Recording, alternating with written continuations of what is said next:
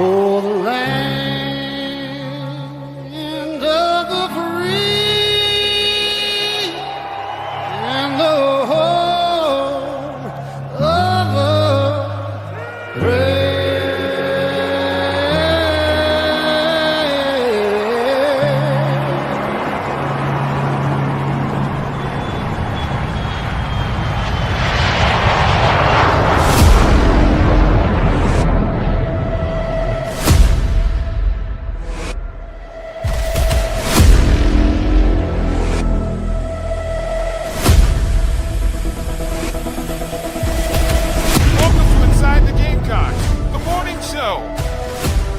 By the Barndominium Company and Resto Pros of the Midlands.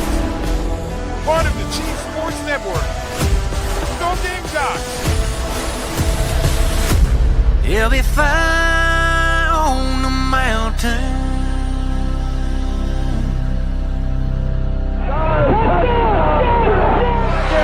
Scores! Is it at the buzzer? That's a win! Ball is way out of here. 5 consecutive home runs for Carolina. It is good. It's gone. He's in. Touchdown. Williams with a throw to the plate. He's going to score. It's a walk-off. Touchdown, South Carolina.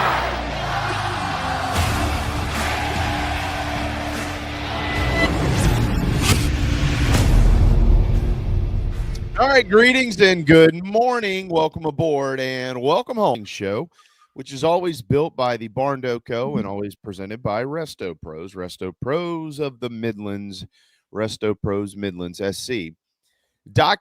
The Barndominium Company, they're busy today. They're building homes all over the Carolinas. Head to the barndoco.com. They're Gamecock owned. They're Gamecock operated. They are award winners, and they have unbelievable renderings and models on their website. If you don't like one, design it yourself. They'll help you do it. We got a whole team for that. We've got a pretty good team, too. That's Mike Morgan. The Golden Tones is what we call them around here. We've got John Strickland coming up in hour number 2, Mad Dogs at Master Control. And then, of course, I'm here. We've got a buy or sell to play here in hour 1. We have a drive around the SEC coming up in hour number 2. And so we'll keep you busy and entertained and informed, Mike, over the next 2 hours here on our programs. We're 10 days from camp for Carolina football, and the college football season starts 1 month from tomorrow. Officially tomorrow, it'll be 1 month until teams are kicking off in week 0, -1, whatever the hell they call it. Still don't know why we do that, but it's not for me to decide. Good morning, my friend. Good morning. Good morning. Hope you are well. Yeah, I have this. It's not much of a website, but I go to it every day this time of year. It's cfbselect.com. Oh. And it just has a ticker. I mean, it's got other stuff. I don't read the other stuff, to be honest with you. I don't know who writes it or whatever, but it says how many days until college football, and it literally has a ticker. So technically we're 32 days, 2 hours, and 54 minutes away from the first week 0 kickoff. Oh. Which cannot come soon enough. And week 0 does not have a ton of good matchups. Week 1, Missouri plays a cupcake on a Thursday night. And then I think for a lot of people, the SEC season begins with Auburn taking a trip to Baylor. A very dangerous game if you're Auburn, one you do not want to lose. Baylor was a team last year that caught fire. Their quarterback is Sawyer Robertson, who's a former Mississippi State Bulldog, and they were a mess offensively. Some say they might still be, but he got out of there, went to Waco last year, and had a really good year. 3,000 yards, 28 touchdowns, 8 picks. He threw for nearly 450 in the bowl game against LSU. Not that LSU was a dynamo on defense last year, but still pretty impressive stuff. And Hugh Freeze is one of those coaches that really needs a good year. Yeah. It really needs a good year. And it's not a conference game, but you'd feel a lot better about winning that one. So that one's about, 36 days away, give or take. So can't wait for that. And Right now, as we speak, Jamie, the ACC media days are going on. Jim Phillips, the commissioner, was at the podium. You know, one thing he said stood out to me, and it does relate in a roundabout way to Carolina. I have always said, I don't think there's any scenario where Carolina Clemson is no longer a thing. Right. He addressed 8 games versus 9 games. Remember, the ACC only plays 8 as well. Everybody talks about the SEC. Right. Because the ACC has been so irrelevant on the national stage, it doesn't get nearly as much publicity. Right. Most people, and I'm one, believe that the second that the SEC switches to 9, if the ACC hasn't already done it, they will do it immediately. There's no way they will not do it at that point. There'll be way too much pressure. It'd be a really bad look if they did. But when Jim Phillips talked about it, he said, well, 9 is certainly an option on the table. But talking to some folks that would be it would put some big rivalry games in peril. And he mentioned Florida State, Georgia Tech, which most Georgia fans could care less if they play Tech or not anyway, and Carolina Clemson. And I'm sitting there and I'm like, you're wrong. Yeah. I'm yelling at my computer like a moron. They're not getting rid of Carolina. Don't throw that out there haphazardly. That's never going to happen. The people in the state of South Carolina will never I don't care if they play 10 conference games. They're not going to let that happen. But he did throw it out there as a possibility. And I'm curious your thoughts on that. I don't even have a thought because, as you pointed out, it's not going away. I mean, my question, if he threw that out there and I was sitting in the press pool, I would look at him and say, why? Are you going to 12 conference games? I thought you said Right. 9. What's happening to the other 3 games? Does that you're trying to make sure that the ACC stacks wins, or what's your point here? I mean, have you spoken about this with the commissioner of the SEC and with the representatives from those programs? No, and no. Okay, got it. So you have no idea what you're talking about. Like I don't have a problem with Jim Phillips personally. No, he's a good man. I've met him. He's actually a really good guy, and I think he's doing the best job he can with the hand he's been dealt. I think that the ACC is screwing this whole conference slate up. I think if they want 9, they should just go to 9. That puts more pressure on the SEC, not less. I agree. I'm surprised they haven't done it already. Yeah. Like, why would you not just take the lead and then bury the SEC with it and say there's one league out here that's playing at 8? Totally agree. Again, the people that are the most adamant are the people that are most insecure about their jobs. Those are generally head coaches. And head coaches know that with an extra conference game, that's more losses for the conference and therefore more losses for the coaches.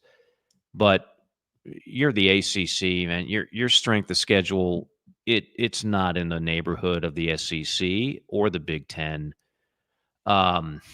Some people would tell you the Big 12 is a better conference top to bottom.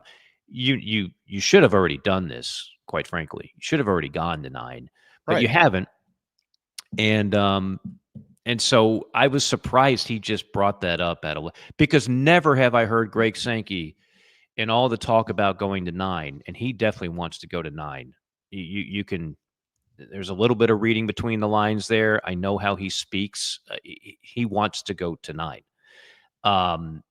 Never has he implied, indicated, hinted that, well, that could mean the end of these in-state rivalries that are SEC, ACC. Never has he even so much as floated a scintilla of evidence that would be the case. So I was taken a little bit aback by Jim Phillips saying that. I mean, did Dabo Swinney tell him, oh, yeah, if we go to 9, I'm going to have to seriously think about going to my bosses and canceling Carolina? I doubt Dabo did that. I will 100% doubt that Dabo.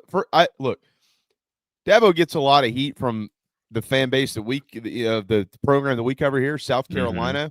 Dabo Swinney would never want that. I'll give him credit on a lot of stuff. Like he has done everything he can to protect this rivalry. He enjoys beating the Gamecocks, but he would never want this thing to ever be in jeopardy. I'll give him one. No, and I don't think I know Norvell hasn't been around Tallahassee nearly as long, but I don't think he wants to end Florida State. That would be a really bad look for that fan base. Georgia Tech fans, again, it doesn't. Living in Atlanta the last 15 years, I can tell you Georgia Tech is like 12th in terms of interest of things going on in the sports calendar there. But they might get tired of getting smoked by Georgia, although last year was very entertaining. But for the most part, it's a very lopsided rivalry. But I would think the hardcore Georgia Tech fans wouldn't want to get rid of that game either. I don't see those coaches saying to Jim Phillips, if we go to 9, we have to really consider getting rid of our in-state rival and put that game off the schedule. I don't know where Jim got that from, but it certainly stood out. You know, most of these opening monologues that these commissioners give, you're like, huh? What? Yeah, what'd you say? Right. What coach is up first? It's very it's like a politician talking, and it's just very kind of very dry. But so not much stands out. But when he said that, I was like, what are you talking about? Where did that come from? Who told you that? I was more than a little bit surprised by that. But hopefully that is a nothing burger. It certainly to me is in the case of Carolina Clemson. But the other thing they mentioned too, which is thank goodness the SEC does not have to resort to this, but the ACC really had to keep people happy and to keep Clemson and Florida State from desperately trying to get out again, and Miami getting out, and maybe even some others. They have a setup where they're basically it's not even Steven. Like, you know, the classic example in the SEC, Jamie, is if the SEC gets however many hundreds of millions of dollars, Vanderbilt gets almost the same of that piece of pie as Alabama does. Right. Now, Alabama does get bonuses for getting in the playoff and whatnot, but for the most part, the cut that the SEC gives is relatively equitable for all 16 members, which is why no one is ever looking to leave the SEC, even if they're getting pounded on a routine basis. They're not going to walk away from that money. In the ACC, in order to have survival, they've gone to the Big 12 bend over backwards to keep Texas happy model, which is we're now going to divvy up that financial pie based on results. So what this is going to mean is that a program like Clemson is going to make much more when that end of the year check is cut, much more money than Wake Forest, than Maryland. No, I almost said Maryland. I did say Maryland. We Maryland did. for the Big Ten. Wake Forest, Georgia Cal. Tech. Traditional ACC power, Cal. Yes, Cal. Yeah. Don't forget about the Bears, man. How can I? Traditional ACC power, Stanford. Yeah. Clemson, and then if Florida State does get back to where they should, and I'm guessing eventually they will, they're going to make a lot more money than these other teams in the league. Of course, SMU already said, hey, you take all of our money. We're just happy to be here. We don't want to be compensated. All that TV money, we will do it.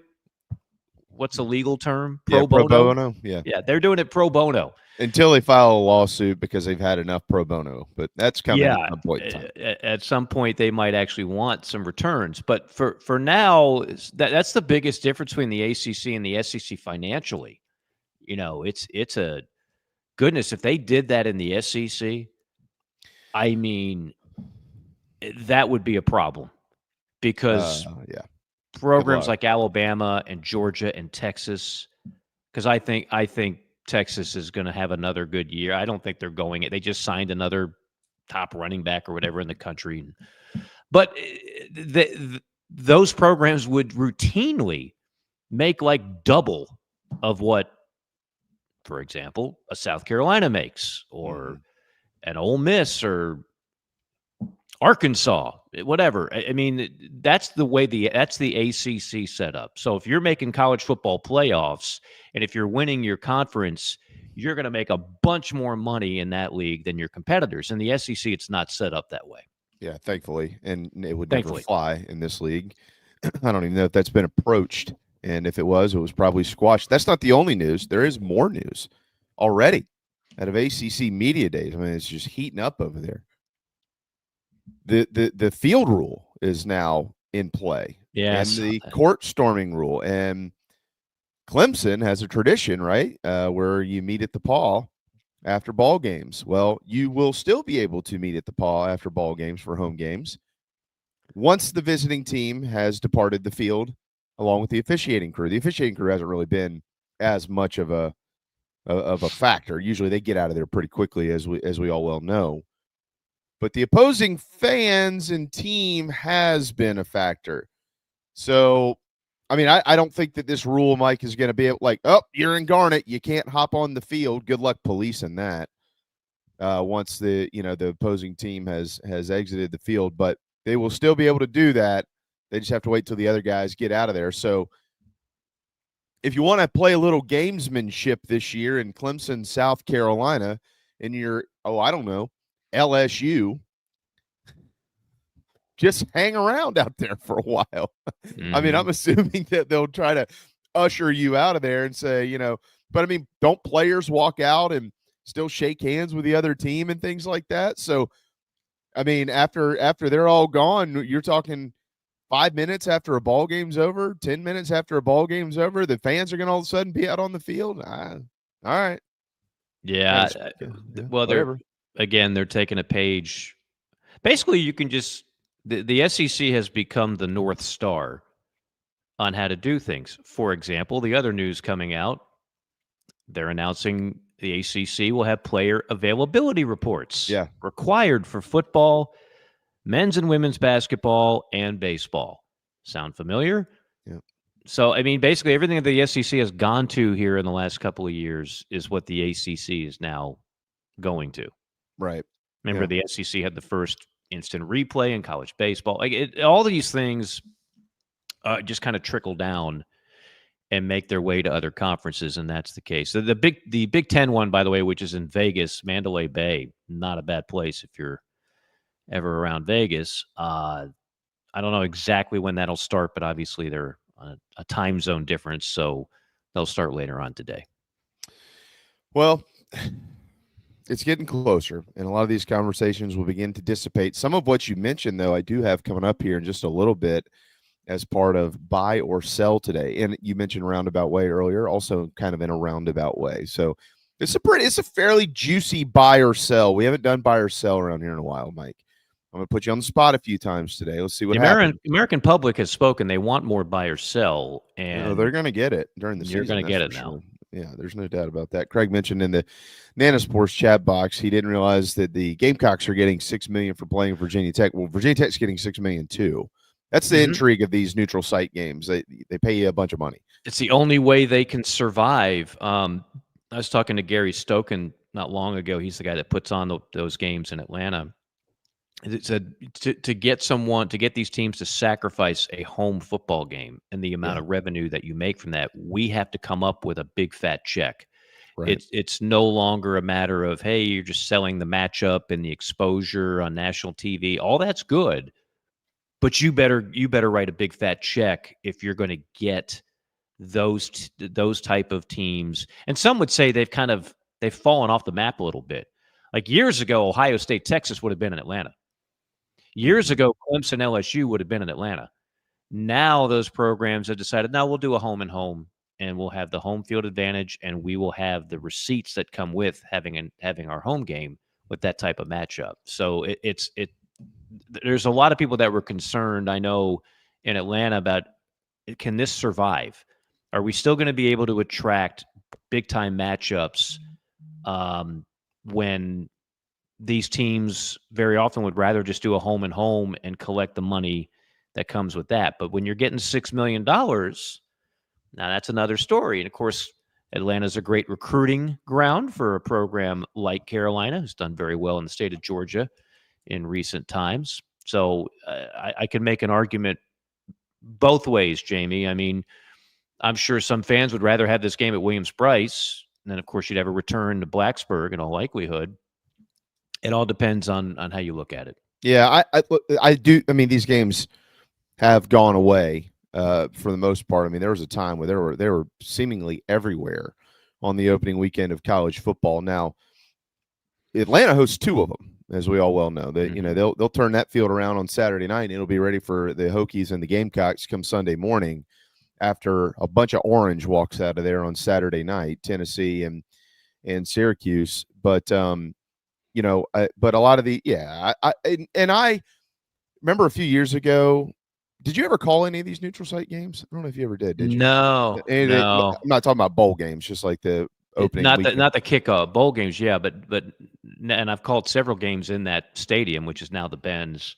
Right. Before it was the Georgia Dome, but no, never got to call an actual kickoff. I mean, you're always getting like the number one number. I'm sure McDonough's going to be on one, and Fowler and Herbstreit will be on another. Yeah, well, I guess so, because Texas and Ohio State's in the Big Ten. That's so, a Fox. Yeah. That's a Fox deal, so they'll get Klatt and. Well, you got Alabama, Florida State. I mean, who knows what it's going to end up. There's a lot of games. I don't know if they have enough high quality broadcast teams to go around for all the. Yeah, I mean that's kind of the problem. It's not to be too graphic here, but it's shooting your LSU and Clemson will get Herbstreit and Fowler. No question. I mean, the top two games by far are Texas, Ohio State, Clemson, LSU. Yeah. And then I would say there's a pretty decent drop-off. And then there's good games. Yeah. Good games that most of us will want to watch. Notre Dame at Miami on Sunday night as well. A few years ago, you started – I don't know if I'd even be able to find all the information, but you started to see the decrease in attendance for a lot of these. Costs were rising. Attendance was going down. Now the money comes from the networks, obviously, Mike, as you well know. They're not just going, golly, if we don't get 60,000 in here, we might not be able to cut the check. No, they can cut it. They're all right. But it did, I've talked to fans about this for years, about these games for years. I mean, South Carolina has opened with North Carolina and Charlotte. They've opened with NC State and Charlotte. I've been at all those games. It's expensive. You got a whole year's worth of going to Columbia 6 or 7 times and then maybe traveling to a bowl game, and you're traveling for the opening. I mean, it becomes a lot. One every once in a while, that's no big deal. But if that's kind of it becomes part of your program where like every year opening in a neutral site game, it's a lot, and people kind of get tired of them. Yeah. Especially if you're going to the same places all the time. Love Charlotte, love Atlanta, love Orlando, love Jacksonville. Been there a ton, and it just gets to a point where people just they're just not going to go as much. Now, I bet there will be a bunch of Syracuse fans that show up in Atlanta, Georgia for that weekend, as many as they could. As many as I get it for a team that doesn't travel extremely well, but yeah, exactly. This is a big opportunity for them. It's a neat. We know Tennessee. They're coming off a big year. Yeah, they're coming off a 10-win season. Tennessee will dominate that crowd in Atlanta. There's so many Tennessee fans in Atlanta, and of course, Knoxville's only a 3-hour drive away. What you were saying is exactly what Alabama is going. Like they got kickoff classic fatigue. Yeah, they got their fans were like, okay, enough of Atlanta, right? We get it. Give us home and home. Yeah. So what are they doing? They're going to Tallahassee. I'm cool with the neutral site stuff. I do love the home and homes. I just love home and homes, especially non-traditional matchups. I think they're great. I agree. I mean, Wisconsin will host Alabama next year and jump around. I know it's Camp Randall, but I like to call it jump around. Yeah. Because they're in Tuscaloosa this year, and that's going to be can't miss television when Wisconsin goes into Camp Randall. That's a neat game to me. Yeah, I mean, there's certain games like Notre Dame is going to Arkansas this year. I love that. Yeah, I freaking love that. Mm-hmm. Notre Dame and Fayetteville. Give me more of that kind of stuff. Who does Oklahoma has Michigan? Love that. Yeah. Love that. Might want to win that game. Yes. I'll talk a little. Might want to win that game. I'll talk a little Brent Venables in the drive around the SEC. Got some. It's going to be heavy football. A little bit of baseball. Heavy football, as it will be from this point on. But yeah, there's a lot of talk about. One of the things about Oklahoma is that Baker Mayfield, of all people, has spoken on Brent Venables and has spoken on their starting quarterback. That's a tease within a tease, but we'll get to that later. That is juicy.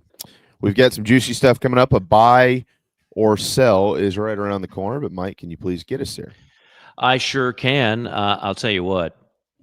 when you are talking about great pillars of the Gamecock community, great pillars of the fencing community. Very seldom do those two communities collide with one another, but they do in the form of Ryan Brewer. That's how it all works. Ryan Brewer, one of the great ones during his playing times for Carolina, and also we got Strickland on today, right? So we do, yeah. Strickland, give us some juicy Ryan Brewer stories. And also one of the great ones when it comes to fencing, railing, columns, great craftsmanship, experience, service second to none, detail, meticulous detail, on time. These are all things that no doubt were instilled in part by one Lou Holtz when he coached Ryan Brewer.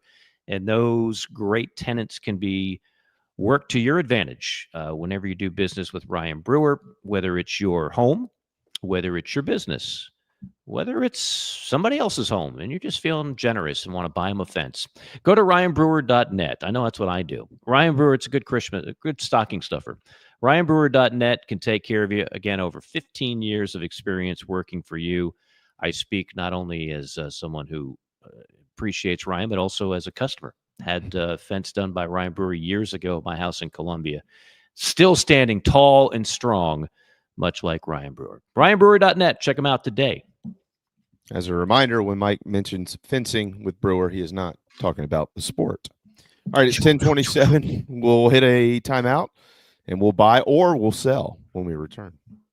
Mike here for my good friend Troy Branham of Golden Gate Mortgage. Let's face it, it's been a rough go for mortgage rates the last couple of years. And now more than ever, you need someone on your side to get you the very best possible rate on a new mortgage or a refi. That's where Troy comes in. 27 years of experience working for you. Conventional, FHA, VA, USDA, renovation, rehabilitation loans, all doable with my man Troy Branham of Golden Gate Mortgage. And when I say doable, I mean the best possible rate that's out there. It's a phone call that can literally save you thousands of dollars. 803-238-0111. 803-238-0111. You can also check out the website ggmortgage.com.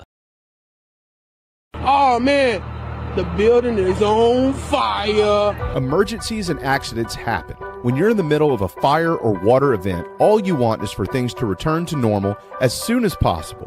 Resto Pros of the Midlands is with you, guiding you through the process and working with you to get your home or office back in working order. They'll answer your questions, discuss procedures, and can act as your advocate when it comes to processing your insurance claim.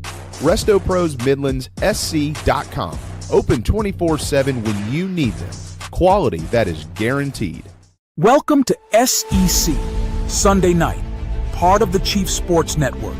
Debuting Sunday, June 1st at 8 p.m. on the Chief Sports app and the Chief Sports YouTube page.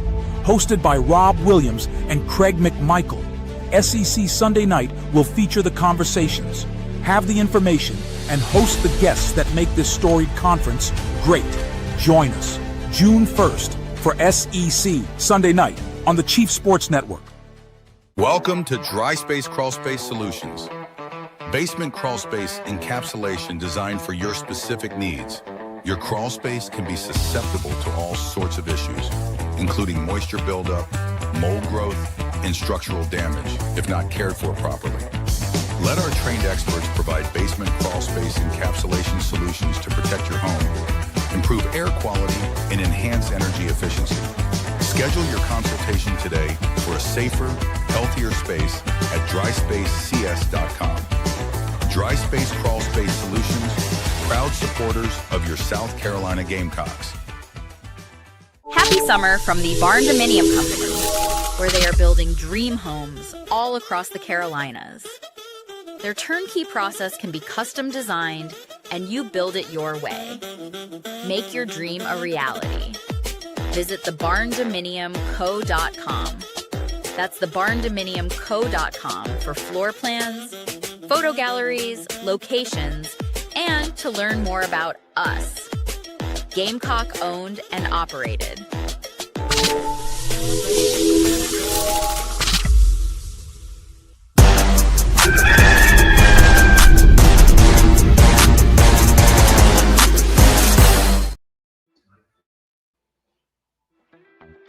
It's time to buy or sell.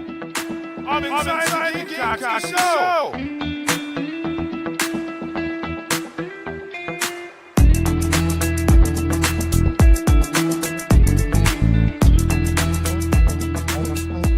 All right, it is 10:31. Welcome back inside the Gamecocks, the morning show. Built by the Barn Co., powered by the incredible e-bikes at Electric Bikes of Charleston, electricbikescharleston.com. Man, those things are taking over the world, Mr. Morgan. All right. Have you looked at the SEC over-under win totals? Glanced at them. There's every casino has them different.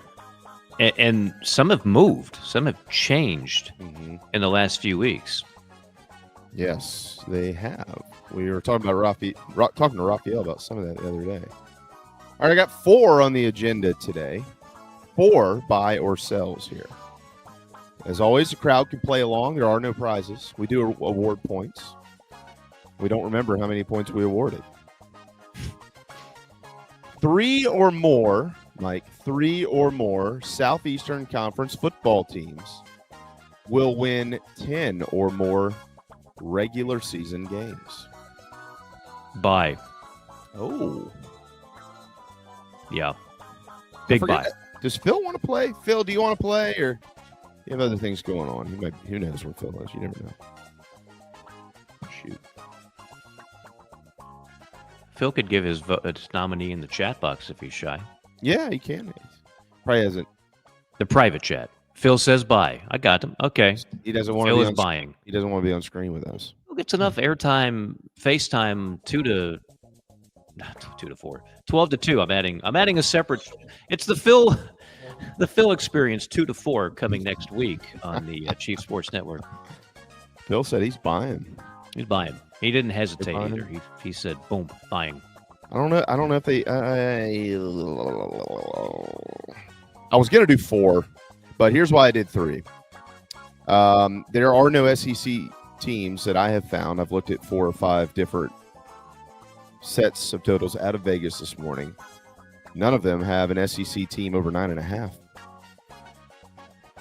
Really? So, yeah, can you believe that? Georgia, Texas, Alabama, all at 9.5. You know who else is at 9.5? This seems like a surefire buy to me. Clemson. The only thing I'll say on this, I've never gambled on a futures bet like this, but I have friends that do. They're always more conservative than you would think because, for example, what if Cade Klubnik tore an ACL in week 2? Yep. You might have just lost your bet. What if Arch Manning dislocates his elbow in week 4? You might have just lost your bet. So sometimes those numbers are lower, but I would be shocked if Texas didn't win 10, if Georgia didn't win 10. I think Alabama has a chance at 10.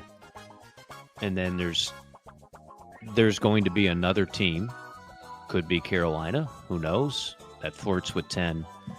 So, yeah, I would buy on 3 or more. All right. I guess I'm going to buy it. I'll buy Well, that was the most reluctant buy, just because me and Phil, don't let us peer pressure you into your pick. We won't know the results till late November. Oh, but I keep tabs on all this. I still have our estimated Lenora Sellers running and passing stats for me. Here we go. Oh, wow. Was anybody close? It's all in the file. It's all in the file. Was anybody close on that? We need to look at it. I dare say I was almost spot on. Well, that's why you're here. It's one of the few things I got right. It's a very self-serving comment there. It was. Well, you asked. I wasn't going to go there. What can I come up with today that makes me look like a cheat? Yeah. No, that is why I would never do a futures bet, because you just don't know injuries. It's hard, man. I mean, if Lenora's went down, no, don't do it. You think that might change your bet? You can't change your bet and go, well, no, wait a minute, my starting quarterback just went down. Heisman Trophy candidate? Can we change the ticket? No, sir. We got you down. Because Carolina's what, 7.5? 7.5, yeah. Is this part of buy or sell, or no? Okay, we'll handle that one another day. But For that what it's is worth. up from what it was before, wasn't it? Well, not this year. Last year, 2 months ago, it was 7.5. I think it's been I saw it at 9.5 or something not long ago. Can you believe that's been longer than that? That was probably back late spring, maybe 9.5. 9.5. I don't know where that came. What casino is that? Yeah, I know. I don't know where that came And I'm from. not saying it can't happen, but again, you just mentioned the teams that are at 9.5. Yeah, these are preseason top 10 teams. Mm-hmm. So Carolina might be a preseason top 10 team for all we know. I don't think they will be. But they could be. I think they're between 10 and 15. I'll say 11. Yes, between 11 and 15. I would agree with that. Yeah, I don't think top 10. But then again, I didn't think the voters in Birmingham would have them 5th. Yeah. High expectations, Jamie. High expectations. Well, you dipped into JC's cold water and mentioned Sellers. I'm just kidding. You didn't go that far. I didn't go that far. I don't think it's going to happen, and I certainly don't hope it happens. But I'm saying that's why you hesitate to bet on things like that. Second on buy or sell today. The Heisman Trophy winner will come from the SEC. Buy or sell? So Raphael kind of presented this a little bit differently last week. He said the SEC or the field. It's the same, but he just said it differently. He did say that differently, but you're right. It's the exact same. I mean, so who are the contenders outside of it? Drew Aller, I guess. I'm not buying Drew Aller. I'm just saying he's a contender per. Well, if Penn State finally does what they're capable of doing, because they are loaded talent-wise. This is a absolute loaded Penn State team. And if he does what he's supposed to do, he could certainly be a strong, almost like the Dylan Gabriel type of candidate. But I'm not going there either, and I'm not going with anybody on Ohio State. If you think a wide receiver can win it, they have the best wide receiver on the planet. Yeah, Jeremiah Smith. And then you got Klubnik. And then you got Klubnik. I can't think of anybody else in the ACC that's going. What about Mr. Ferrari or Lamborghini? What about Lambo? What about Lambo Beck? Oh, Carson Beck? No. I know. No. I'll take the SEC because I mean you've got quarterbacks that already have a ton of hype.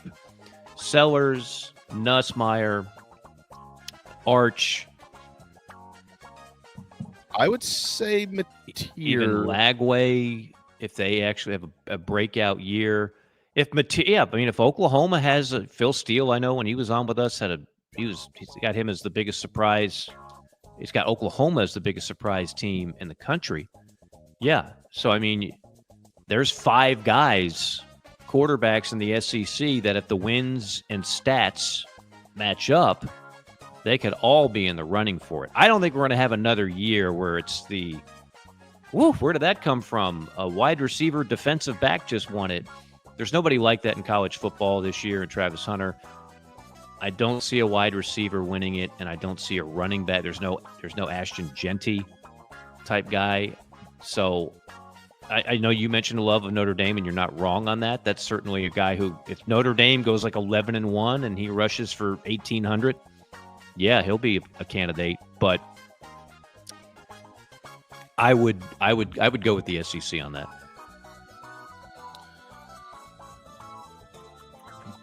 Phil said Dylan Stewart. And he's just I mean, you got to have just monster sack totals to win it from that position.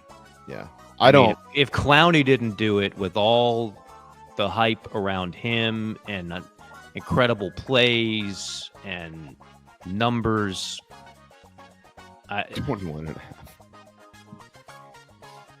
21 and a half sacks. Hell, I think 3 years ago, Carolina I think it's 21 and a half sacks. He's got my vote. Yeah, you might as well petition the NCAA to let him go pro. All right, I'm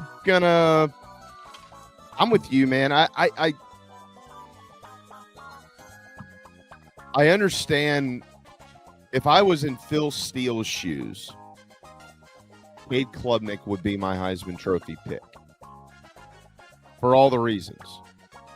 Outside of front and back, everything in between the front cover and the back cover of their book this season, he should put up monster numbers. He should. So those two games, I feel like, will decide the Heisman Trophy for him. And I don't know that they're going to go that well. So I'll go with the SEC. Yeah, I agreed. Klubnik has the weapons. Like Clemson went through a drought. Alabama went through this too, where they didn't have the best wide receivers in college football anymore. Right. And you saw the production tail off quite a bit. Now they're getting back up there where they got studs on the outside. Klubnik is a veteran, a guy that can get it there, a guy that can make plays with his legs, and presumably they're going to win double-digit games at Clemson this year. So, yeah, he'll be a candidate. Well, if they are, then hammer the 9.5 over. But if he lays an egg at Williams-Brice, it's all for naught. That's going to be the last memory that people will have of Cade Klubnik in any type of big game. And if he doesn't perform well in that, and he wasn't really good last year in that game at home, he doesn't perform well on the road in that game, he has no chance. Hopefully LSU packs their defense before they fly to the upstate. All right. I'm going to give you a little time here. Pull up your handy-dandy SEC schedule, or at least the opening weekend of SEC football, please, sir.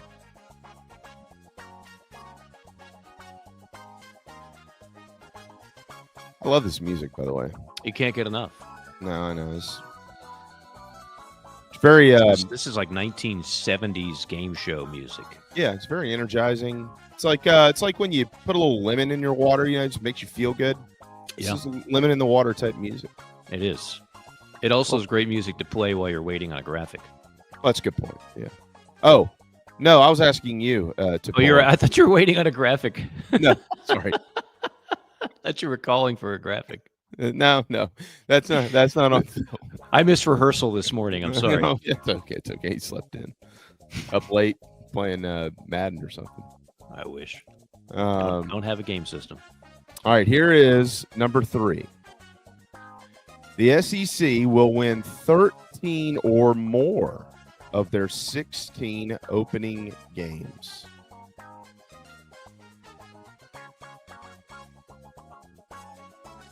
Based on strength of competition, I'll say yes, bye. You will. I'm going to read the list for those incredible UPS drivers and all the folks that are just cruising around right now going, hell yeah, I don't know. Central Arkansas at Missouri, that's a win, right? We hope. Auburn at Baylor, I would throw that in the toss-up category. Fair. Let's go with just what we think are surefire wins. Central Arkansas at Missouri. Toledo at Kentucky. Be careful with that one, but yes, okay. I'll put it down as a win. Well, that's why I kind of looked at you awkward. Calzada, be ready, son. They got a big one in week 2 against Ole Miss. Firing rockets. Marshall at Georgia, that's 3. Alabama A&M at Arkansas, that's 4. Illinois State at Oklahoma, that's 5.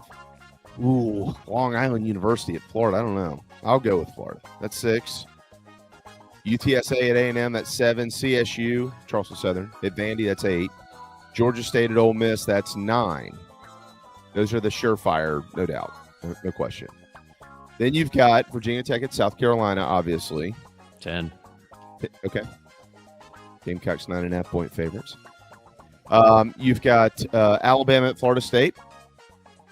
11. Okay.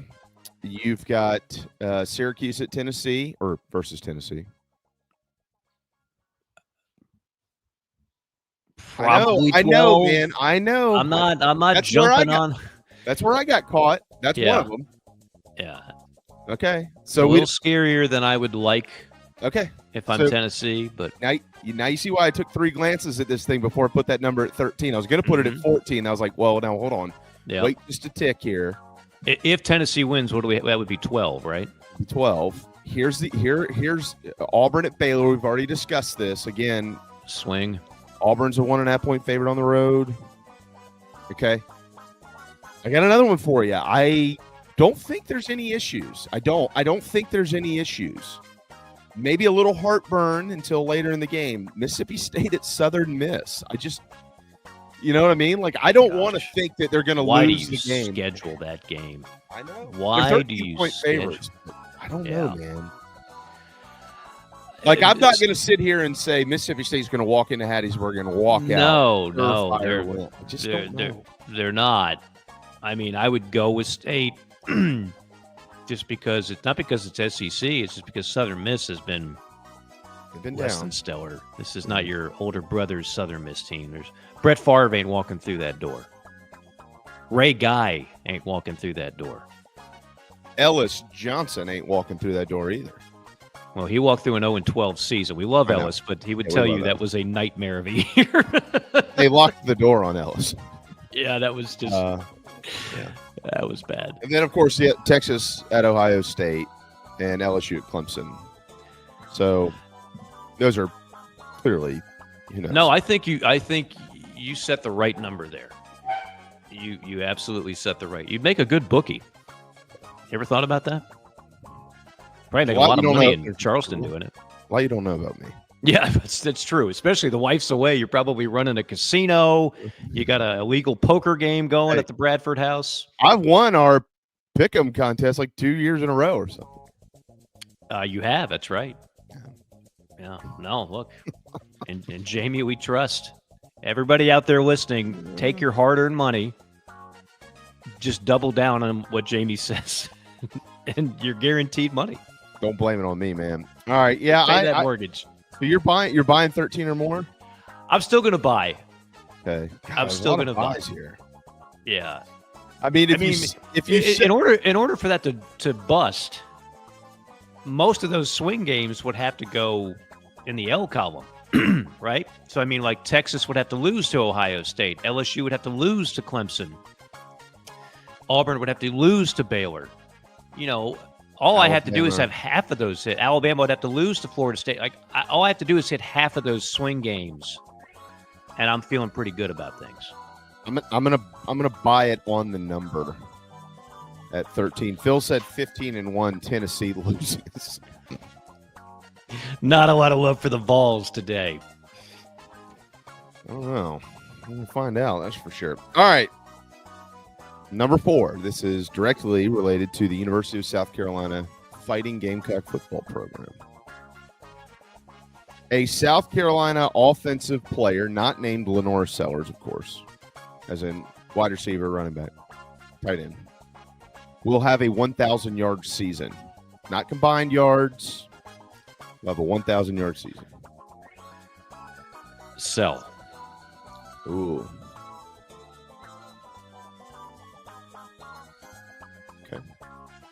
I mean, we talked about this last week. That's why I put it in there. I would love to see a wide receiver step up and be a dude and be an alpha and be a go-to, just tear it up. But I'm not predicting that right now. I'm certainly not predicting a 1,000-yard back. So what am I left with? Well, nothing. Right. So I'm selling. I don't see many seasons where a quarterback who is a Heisman Trophy contender puts up huge numbers and doesn't have a 1,000-yard playmaker somewhere.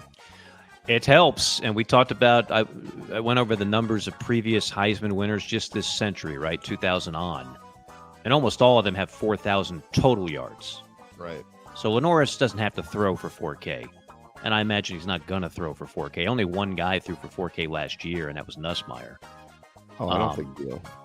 Yeah, but he could throw for 35. 32, run for 8, maybe. But I think that 32, you're going to have hopefully a couple of 800 yards receivers, right? But I don't see 1,000. I don't see a 1K guy. I've been chewing on this since I put it on there. I stumped myself. Remember Stump the Schwab? I too remember Stump the Schwab. Howie Schwab passed away. May he rest in peace recently. Yeah, he did. Oh man, terrible. Brandon says, by Harbor, he becomes the dude. I don't know if it's Harbor. I hope it is. If it is, it's going to be a lot of fun to watch. If Harbor becomes that kind of weapon, it's going to be a lot of fun to watch. I'm gonna buy it because. Ooh, okay. Yeah, who's it going to be? Who's it gonna be? It's a fair question. I mean, you're going to the table. You're saying, I'm going with my porn star tight end Reno Rame. Come on now. If the Rame family watches us, I don't know who it's going to be. So you're buying, but you're just kind of hoping somebody that we're not really necessarily talking about. I'll go with position. I think it'll be a receiver. Well, yeah. I mean, I think we don't even know if Rashul Faison's going to get the waiver. If he doesn't, I can't for the life of me see a 1,000-yard rusher. If he does, it's still going to be difficult to get there. Yeah, I wouldn't. I mean, Rocket fell just short, but Rocket had injuries. If Rocket was healthy, he would have gotten there. Yeah. And Rocket didn't play in the bowl game. All right. Which I think he was sorely missed. Tiffany, by the way, it was Kevin Harrison 2020. Yes. Who had the last 1,000-yard season in South Carolina. Not many of those. Yeah, I'll buy it. I'll buy it. And I'll tell you what, just for giggles and for fun, I will go with I'll go with Mazio. Mazio Bennett for 1K. Booyah! Go with Mazio. How about that? There you go. Not like if you ask what's my confidence level, not very, but I'll give it to Mazio. I like his name, and I think he's a good player. And someone said the other day he has Kenny McKinley vibes, and I'm all over that. Give me all the Kenny McKinley you can give me. One of my favorite players. I'm right there with you. So, Mrs. Bradford comes back from her vacation, and she says, "Honey, what did I miss?" Well, you know that vacation money for next summer? I put it down in Vegas on Carolina having a 1,000-yard wide receiver. Mm-hmm. And if it pays out, we're going to Tahiti.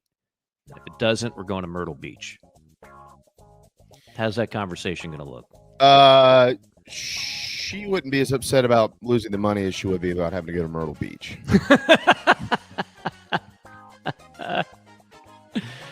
No offense to my Myrtle Beach friends. We love the people of Myrtle. Just incidentally, last year in the SEC, guess how many wide receivers went over 1K? In the probably 3, I would say, maybe somewhere in there. Let's go 3. The answer we were looking for is 2. Okay. Yeah, I knew it wasn't many. Andrew Armstrong of Arkansas. Oh, caught 78 for 1140. Okay. He only had 1 touchdown. What? That's yeah. If this is accurate. And number 2, I knew Trey Harris. Trey Harris got there in 8 games. Yeah. He averaged like 17 yards a catch. Matthew Golden of Texas was close. First round draft pick, 987. Lambert Smith of Auburn, 981. Kevin Coleman of Mississippi State, 932. Jordan Watkins of Ole Miss. Luther Burden got hurt last year, right? As if he didn't, I think he would have got there. I'm pretty sure he went down. Yeah. Well, you know what? He played 12 games. Played in 12 games. I'm not sure he was healthy the whole time. Well, I don't think he was. And defenses, obviously, I mean, they keyed on him. Now, he also ran the ball a fair amount of times. But, yeah, Burden had 61 grabs for 676. Yeah. I think that number, I'm pretty sure he went down a little bit. Yeah. He was fighting something. You got to go to number 28 in the conference to find Carolina's top target, Joshua Simon. 519 yards. To find a wide receiver, Nick Harbor finished 43rd with 26 receptions in 13 games for 376 yards. How about a little follow-up buy or sell here? You said 376, right? So 375 times 2 is 750, so 752. So would you buy or sell? He doubles that total. Yes, I would. Over 750. Okay. Yeah. And I'm all here for it. I'd like to see him just bust out, become a better route runner, have a better feel for the game. First play of the season, play action, 70-yard bomb to Nick Harbor. Yeah, the thing about that is, like, there's not a defensive Shula, man. You never know with Mike. There's not a defensive coordinator in the league that is unaware of Nick Harbor's speed. Like, they all know that. So I have a feeling much of his grabs are going to be underneath. But then hopefully that's where Yak comes into play. Yards after catch. Get him the ball in open space. Maybe he becomes a playmaker on those type of shorter and intermediate routes. What play they need to bring back, and that, by the way, concludes buy or sell. As we Does that mean we got to get rid of the theme music? Bottom of the hour. Yeah, but the end of hour music will come on. We'll still get to dance. The play that they need to bring back is this infamous Steve Spurrier tight end crossing route. Busta Anderson caught like 24 passes in his career at South Carolina, and I think 21 of them ended up in the end zone. Every time he went that way, he walked across the goal line. That was like the best play in the playbook for 10 years under Steve Spurrier. Andy Boyd ran it. Justice Cunningham ran it. Busta Anderson ran it. Jared Cook ran it. Every tight end in South Carolina ran it. They all scored. Well, what Steve was the master at, too, I mean, obviously in the case of an Alshon Jeffrey, there was no such thing as a 50-50 ball. If it was one-on-one, he's coming down with it like 90-10. So he was a clear go-to guy. But much of Steve's brilliance over his coaching career was not just picking a go-to guy. It was most colleges don't have like 3 really good defensive backs or even 3 that know what the hell they're doing. So he would find the guy and say, we're picking on 24. Yeah. That kid can't cover. He can't cover an SEC wide out. And they would go to it and go to it and go to it. So you never knew which guy could come up with a big play in a Steve Spurrier offense. It's the most famous one was Alabama, Dre Kirkpatrick. And they, in game planning, they said, well, this is where we're going. Coach, he's a first-round draft pick. He's an All-American. You know that, right? Not better than our guy. Okay. Yeah. And it showed. Yeah. Alshon took him to school.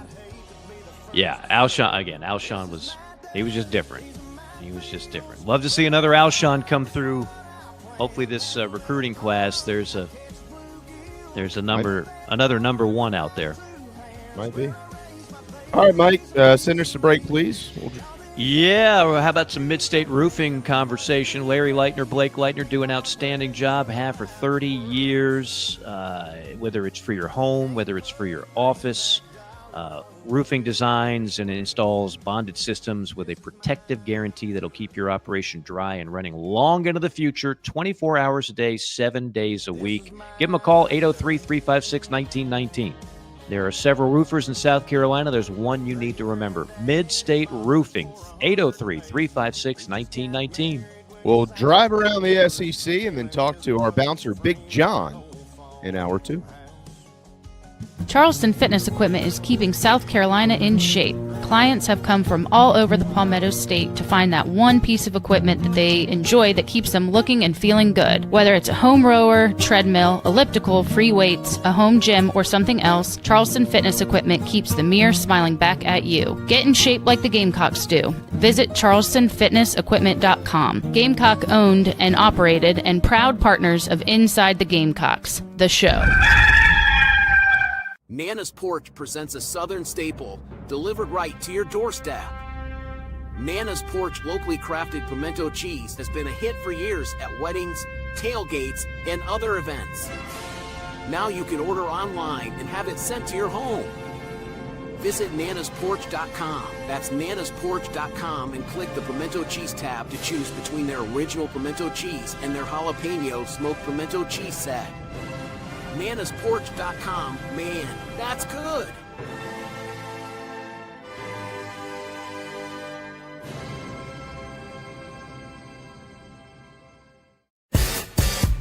Fans, Club Chief has arrived. Become a Big Chief Club member or a Big Chief Club Golden Gear member for exclusive access to our Nana's Porch chat box on Inside the Gamecocks The Show. Plus, you'll get access to our VIP tailgates, prize drawings, merch, and much more. A portion of your monthly membership goes to the Garnet Trust, supporting NIL at the University of South Carolina. Pull up your Chief Sports app and join on the home page. Thank you so much for being a member of Club Chief, and we look forward to meeting many of you very soon.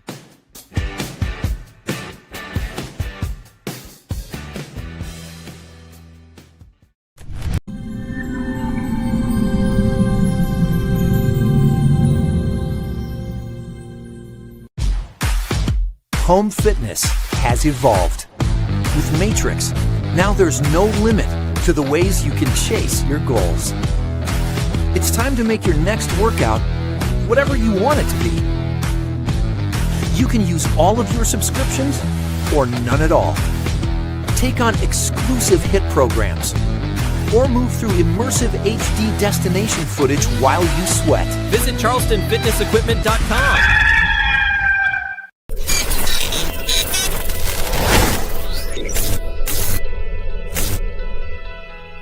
Palm Casual Patio Furniture are proud supporters of our Gamecocks.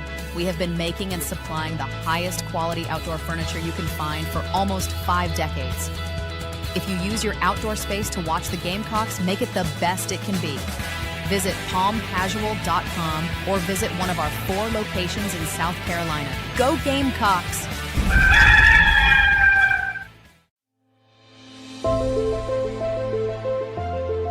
Remarkable, 5-star, sensational. These are just some of the terms used to describe nationally renowned chef William Turner out of Scottsdale, Arizona. Originally from Georgetown, South Carolina, and a diehard Gamecocks fan, Chef Will made his way out west and has served parties from every state and many countries from across the globe. Visit chefwilliamturner.com to inquire about private events and more. Food from every culture, all of it first class. ChefWilliamTurner.com and Chef Will Turner on socials. You won't believe what you see. You really won't believe how it tastes.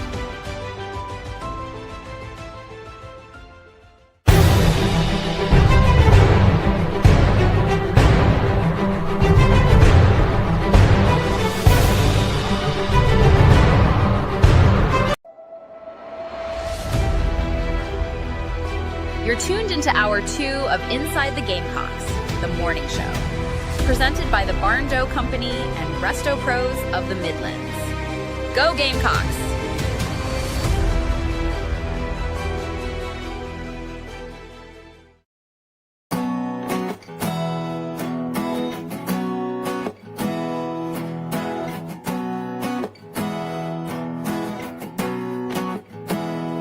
With a little love and some tenderness, we'll walk upon the water, we'll rise above the mist. With a little peace and some harmony, we'll take the world together, we'll take them by the hand. 'Cause I got him for you.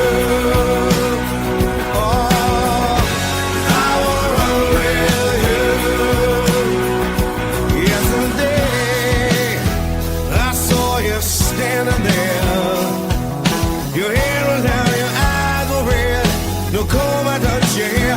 I said, get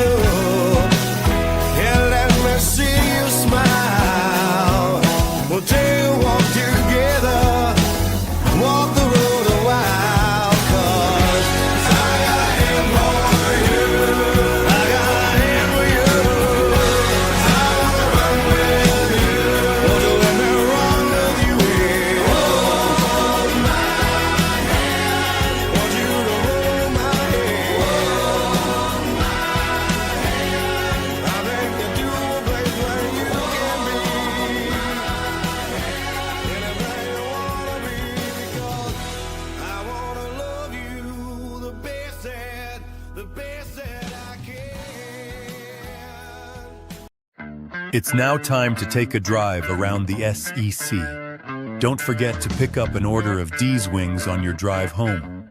Presented by SEC Sunday Night, 8 p.m. every Sunday. Part of the Chief Sports Network.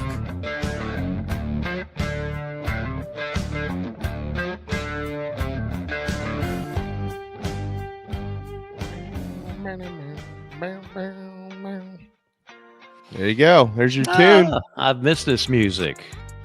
A little straying away from the Jamie Bradford hit list. It's kind of different, right? Mm-hmm. Different strokes for different folks. We mix it up, little variety pack. That's what they say. Okay. It is time for the drive around the SEC. Let's start with a little baseball, shall we? Did you catch any of the amateur baseball draft? I did. Yeah, a little bit. This thing used to be, I remember after the 04 season, it was on while our show was on, and we were trying to keep tabs on, which Carolina players got drafted where. And it was basically we were on a phone call, a conference call, because it wasn't televised. And you would hear all this static. Pick 64, Oakland A's, Landon Powell. And that's how you would find out how players were selected. It wasn't that long ago. I'm not talking about the 1950s. I'm talking about the early 2000s. Now it's nationally televised by two networks that do a pretty good job of breaking it down. And yes, as you might imagine, the SEC dominated. This draft includes high school players. Okay, a lot of the number one overall pick was a high school player. So unlike the NFL where high school players don't get drafted, and unlike the NBA where high school players do not get drafted, to dominate a Major League Baseball draft, including all these stud high schoolers, you really have to, it says a lot about your league. And in the first round of this year's draft, 15, nearly half of the first round came from the SEC conference. This includes players from Tennessee, Arkansas, Auburn, and Texas A&M. A total of 107 SEC players got drafted. That's more than any other conference. Each school had at least one player drafted. Of course, Carolina had a couple, led by Ethan Petrie, who went number 49 overall to the Washington Nationals in round number 2. Leading the way, Arkansas led the way with 11. Georgia had 10. LSU, Ole Miss, and Tennessee had 9. You know what they all have in common, Jamie? They were all in Omaha. They were really good teams. I mean, Georgia didn't make it to Omaha, and Ole Miss fell short, but they were all, for the most part, really good teams, especially the ones LSU and Tennessee and Arkansas. They're loaded teams. The Red Sox, by the way, they love the SEC. They drafted 9 SEC players. Yeah. Most by one club. Yeah. Cade Anderson was the first SEC player taken at number 3 overall by the Mariners. In fact, Tennessee had 4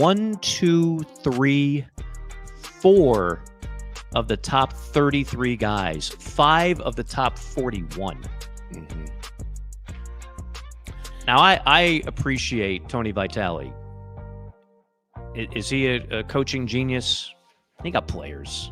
He's got players. He got players. Carolina hasn't had this level of talent in a while. Got to start recruiting. Got to start getting them in if you want to compete at the highest levels. It's just, it reads like it every year. It's like teams in Omaha have a bunch of high draft picks. By the way, how good was Corona High School in California? Yeah, right? Top 30 picks in the draft. Kind of, in a way, and it could have been this had they not, financially asked for a certain number. Could have been what I had to play against, because we played against Matt Wieters and Justin Smoke, although they were 2 different classes. But those were the 3-4 hitters at Stratford High School when I was growing up. And I tell Smokey all the time, Wieters was a better hitter than you. He does not like when I tell him that. Yeah, Wieters knocked us out in the 2005 regional in Atlanta. Yeah. I remember him 0-2 well. Also pitched. Great guy. Yeah, Matt's a great guy. Great family. Is Urban Meyer a great guy? Well, it depends on what part of life you're talking about, I guess. I don't know, Urban. All right, you want to see the opinions of many people listening change. I think most people believe Urban Meyer is a bit of a jackass. Yeah. Now let me try this on for size. Urban Meyer loves South Carolina. Loves Shane Beamer, loves Lenora Sellers, loves the environment. Now what do you think, Jamie Bradford? Oh, this guy's he's the tits. I mean, he's at the top of the totem pole. More Urban for me, man. I'm switching to Big Noon show at 10 o'clock on Saturday. There you go. Mornings. Quote from Jamie Bradford, July 22nd. He's the tits. Okay. So where is all this coming from? I don't know where that came from. Jamie's been alone here for a while. He's got a lot of things on his mind. Running on 6 days here. So Urban Meyer on his, I think JC, I know he references a lot. I think he listens to it. I'll be honest with you, I have not heard his podcast, but he does one called The Triple Option. Yeah. So I guess you could consider this a little bit of a plug for that. So he went on there and he was just throwing out bouquet after bouquet after bouquet for all things Gamecocks. First, they started with a little betting wager. He said that 7.5 over-under total. Oh, he loves the over on that one. Loves it. Came right out. So too does Mark Ingram, by the way, who was also high on Carolina. Yeah. Ingram said, quote, I've got them going over 7.5 because of Lenora Sellers. That's a quote from Mark Ingram. Urban Meyer went on to say he really likes Shane Beamer and his work in Columbia. And that's when Meyer dropped his personal opinion on Williams-Brice Stadium. Now, he knows a thing or two about going in there as an opposing coach. And he said, quote, I'm going to say this. I like their coach, and I think the most underrated place in college football to play, that stadium, wow, Williams-Brice. Yeah. He said it's, and then Ingram chimed in. It's tough to play there. That's why you said Alabama at South Carolina. I was number 1 in the country. Went to South Carolina. We got ambushed. That's not an easy place to play. So there's a lot of love going on the triple option. I don't know who some of these other guys are. Is that Rob Stone? I don't know. Anyway, Stoney.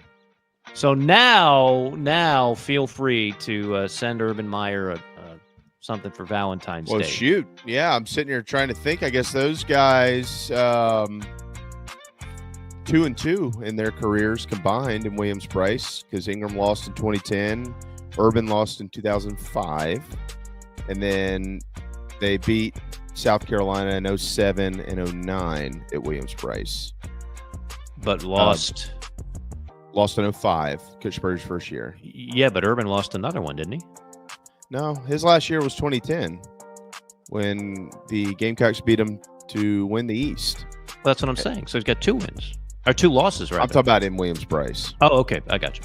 2-2 inside of Williams-Brice. Because Ingram, overall, beat a little different. But and they played Florida every year, but I think Carolina beat Florida in 2005.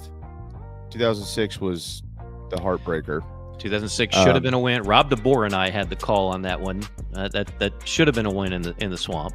Yeah, but the guy that failed all the drug tests was still playing. They had 3 kicks blocked. You will respect Jarvis Moss. 7 was a good game in Williams-Brice, and Tebow pulled him out of that thing. They won that game. I think that was a camo game, Under Armour uniforms, if you remember that. Tebow pulled it out, or Tebow lit it up, from what I remember. That game was fairly close.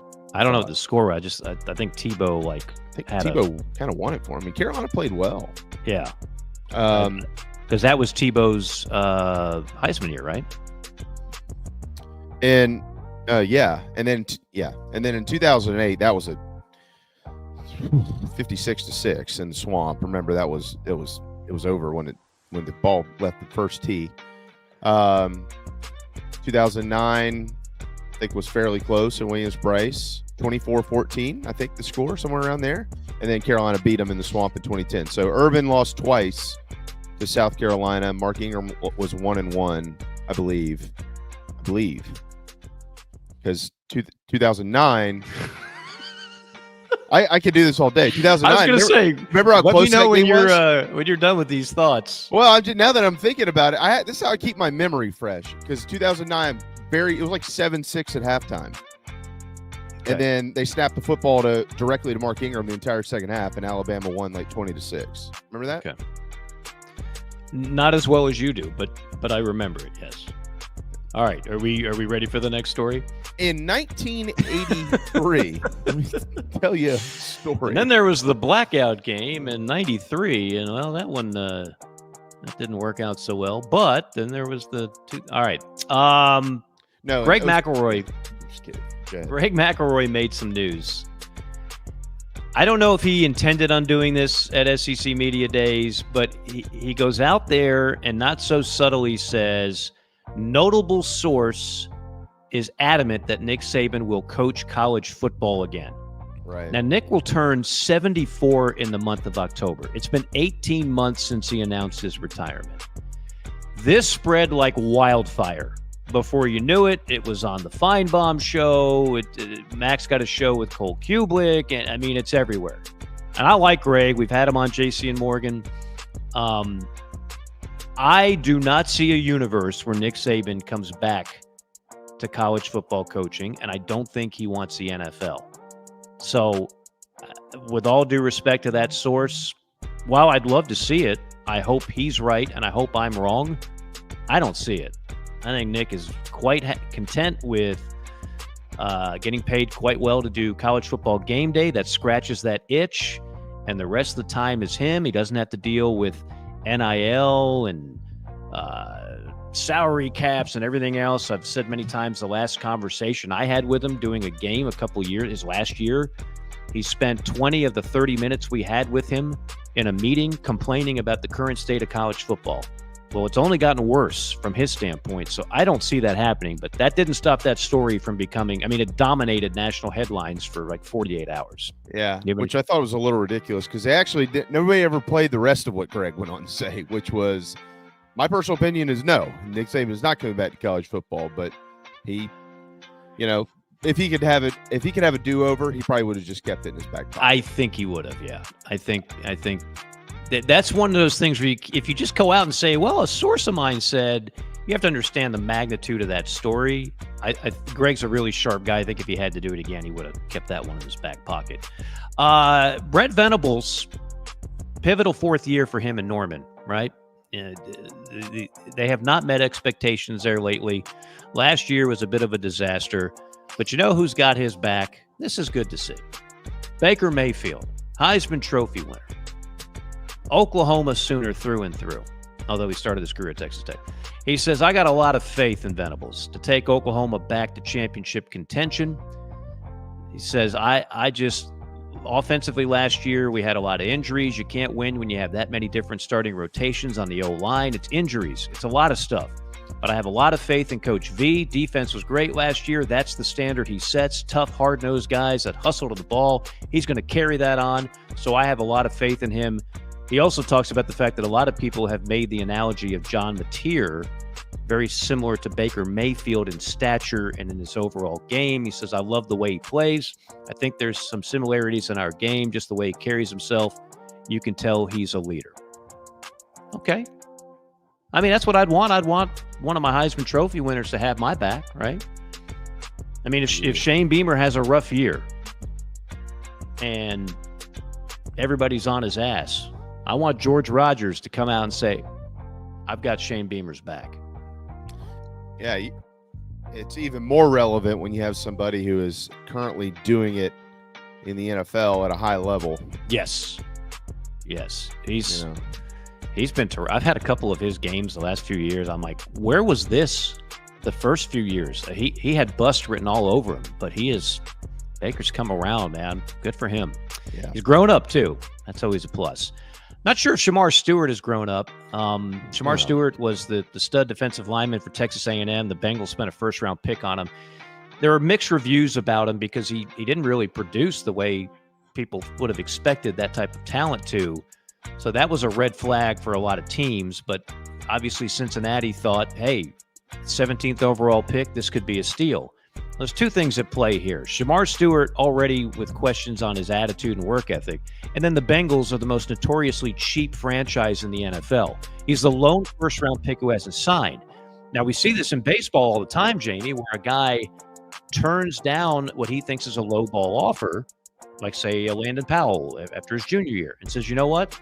I'll come back my senior year, and I'll get drafted higher and make more money, and I'll play another year for your school. Jamar Stewart is making it known he is not going to play for A&M. Even if he sits out the whole year, he is done with college football. So that's kind of good news for A&M opponents, which, if I'm not mistaken, Jamie, is that Carolina's one of those, right? Well, they are. And I thought the whole thing was ridiculous. Like, can we just stop fighting everything? These are the rules. You're gone. You know what I mean? Like, even if there was a thought, well, I still have a year of eligibility, I'm going to sue them so I can get it back. No, dude, you're not. These are the rules. That's what pisses me off about all this stuff in college athletics. Somebody just write the rule book. These are the rules. If you don't want to play, then go somewhere else and do something else. I mean, just because you don't like the rules doesn't mean that you don't have to follow the rules. I don't like it. Whatever. Don't get me going. I'm glad you got that off your chest. It's been sitting there. Quick question. How many Gamecocks were named first team and second team all SEC? Talking about this year? This year, this past week. 2. Right. So we were talking about this yesterday. Like, it's pretty amazing that Carolina's picked 5th, with just 2 on the first 2 teams and then an additional 1 on the third team. But it used to be we just had 2 teams, not 3. So we're going to stay in line with the old days where we only had a first team and a second team. So here's Carolina picked 5th, like a legitimate contender for the college football playoff, maybe even the SEC championship, and just 2 players on the first 2 teams. Got us to thinking, right? We didn't know the answer, but got us to thinking, well, what are the teams that had the least amount? Remember, we were talking about how Auburn was ranked 22nd, and they wound up winning a national championship. That in itself is rare, and they didn't have a lot of preseason picks. Well, the teams that won the SEC with the fewest amount of players on the first team and second team, 2013 Auburn, not the Cam year, 2013 Auburn, it's going back to the Gus Bus, and 2017 Georgia, they each won an SEC championship. How many players do you think they had first team, second team combined for the lowest number in the history of winning the SEC? Probably 1. Well, no, not that few. That'd be really historic. Oh, I was thinking you meant combined offense, defense. Never mind. My brain crossed me up. Carolina had 2. I was like, well, it's got to be less than that. Never mind. You're still recapping the 2008 Florida-South Carolina game in your head, and who had the team in tackles. I'm going to go with 6. Bingo. That's what we call redemption, folks. 6 players, exactly. 2013, Auburn had 4 on the offense, just 2 on the defense, and they wound up winning it all. Who was their quarterback that year? What was his name? Gosh, Daniels? I know. I can see him. I can too. Was he preseason? I don't think so. I don't think people saw that. I'll have to go back and look. Nick Marshall, thank you. Nick Marshall. Yeah, I think he ended up being on the postseason second or third team, maybe. Well, yeah, in the postseason for sure. I don't know if he had that much hype coming in. There were doubts whether or not he really was good enough in the passing game. They just kind of looked at him as like a runner. Yeah. But he was good enough in 2013. It wasn't pretty when he threw it. No. But it was good enough, and Auburn hasn't been the same at the quarterback spot maybe since then. So in 2017, Georgia was the other one on that one. If you're thinking about, well, what's the record or what's the average? The average recent champions in terms of number of first and second team selections have had 8.6. So if Carolina wins it with just 2, shatters everything. That 8.6 lowers, new record, beats the low mark of 6. It could happen. It could happen. Finally, from The Athletic. I don't know how they come up with this stuff, but college football program valuations, a top 10 list, 6 of them are from the SEC. Name the 6, Jamie Bradford. Well, Texas would be number 1. Yep. I'm going to go with probably Alabama, I guess, at 2. They're in the top 10, so I'll give you that. LSU. Yep. Georgia. Yep. A&M. No. Oh. Really? Okay. Tennessee. Yep. And Florida or Oklahoma? Florida or Oklahoma? Florida or Oklahoma? Oklahoma. Yes. Good job. Take a bow, Jamie Bradford. Yeah, Oklahoma's the one I would have missed on. Texas 1, Georgia 2. By the way, Texas 2.38 billion with a B. Georgia 1.92 billion with a B. Followed by Ohio State, Notre Dame, Michigan. Then rounding out the top 10, Alabama, Oklahoma, Southern Cal, Tennessee, and LSU. Again, don't ask me how they come up with it. I'm going to trust their math and say that they're right on some level. I just don't know how. Finally, dark horse candidates to win the Heisman. Now, again, dark horse.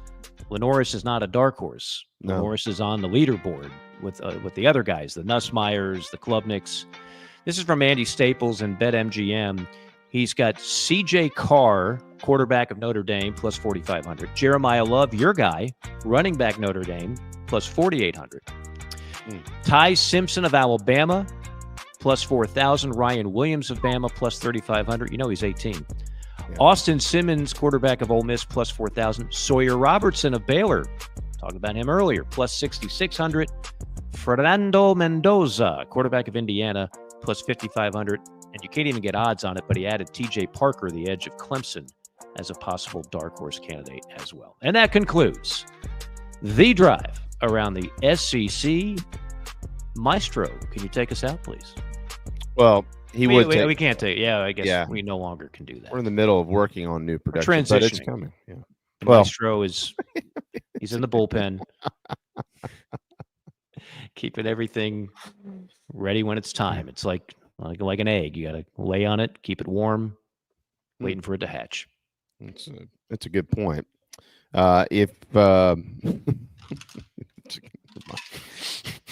We do have John Strickland coming up.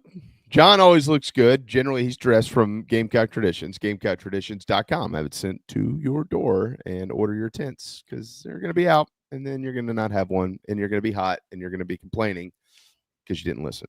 Gamecock Traditions in Lexington, GamecockTraditions.com. We'll step aside. The bouncer of ITG when we return.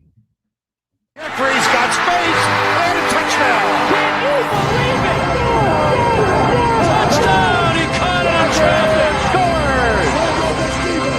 Touchdown, South Carolina! Are your wood floors dirty, scratched, worn, or unsightly? Refinish your hardwood floors with Recoat Revolution, your solution for dull wood floors that need an upgrade. Our one-day, dustless wood floor refinishing process is simple, effective, and affordable. Our goal is to serve as many customers as possible, so give us a call in South Carolina, 803-397-1365, or visit us at recoatrevolution.com. Go Gamecocks! Welcome to Dry Space Crawl Space Solutions. Basement crawl space encapsulation designed for your specific needs. Your crawl space can be susceptible to all sorts of issues, including moisture buildup, mold growth, and structural damage if not cared for properly. Let our trained experts provide basement crawl space encapsulation solutions to protect your home, improve air quality, and enhance energy efficiency. Schedule your consultation today for a safer, healthier space at dryspacecs.com.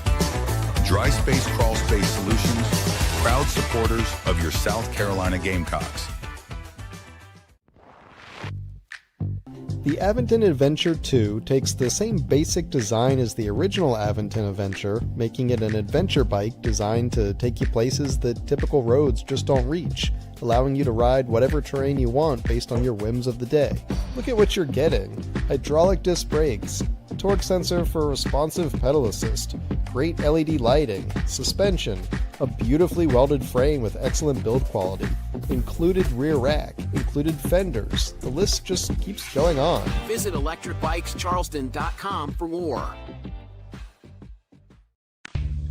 Hey Gamecock Nation, my name is Kyle, longtime listener of the show and avid golfer.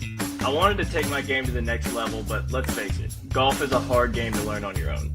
I heard the ad from McKellar Enterprises and reached out to the owner and former Gamecock golfer Meredith Taylor. In just 2 months of working with Meredith, I shot my lowest round ever and I've never felt more confident in my golf game. So if you're looking to take your game to the next level, go to McKellarEnterprises.org and book your lesson today with former Gamecock golfer Meredith Taylor. Go Gamecocks.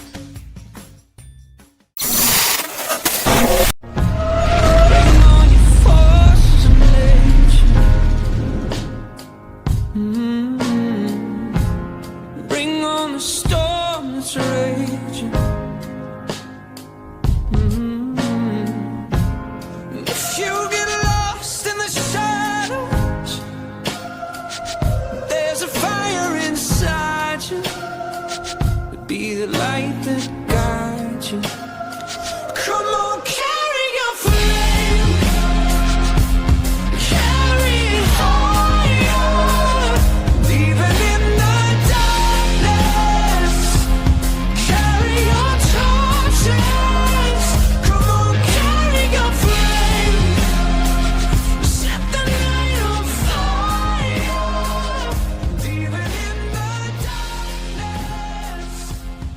It'll be here before you know it, and you better be comfortable watching the Gamecocks at home. Make sure you head to Palm Casual to do that, palmcasual.com. It is the best outdoor furniture that we can find. Hello, Big John. What's going on?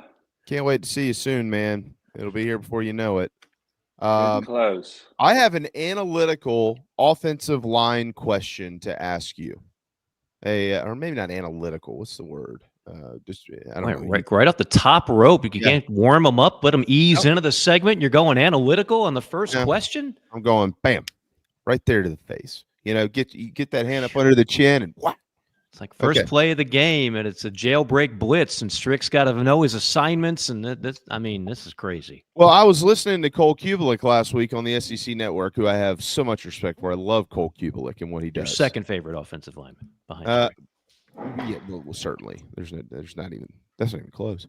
By the way, JC still calls him Cole Kubelik after all these years. I can't figure out how that is. Well, in some countries, that's probably how it's pronounced. Maybe by the time of the season.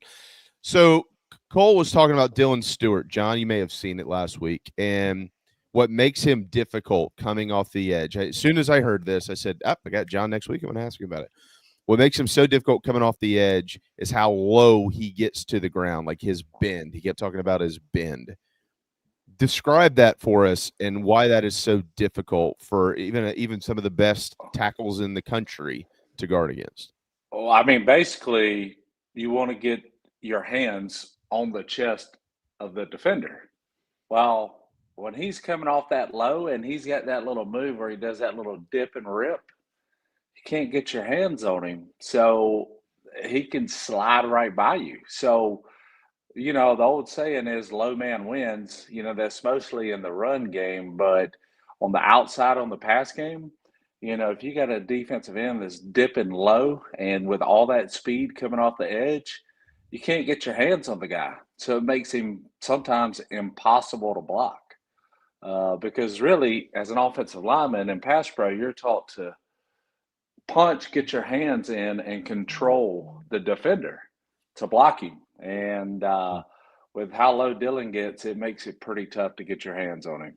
So I went back and have watched, some clips from him last year, his first year in a South Carolina uniform. And not that we didn't see it, but last year we did, but I was just preparing for our segment here. So I did 100% see exactly what Cole is referencing.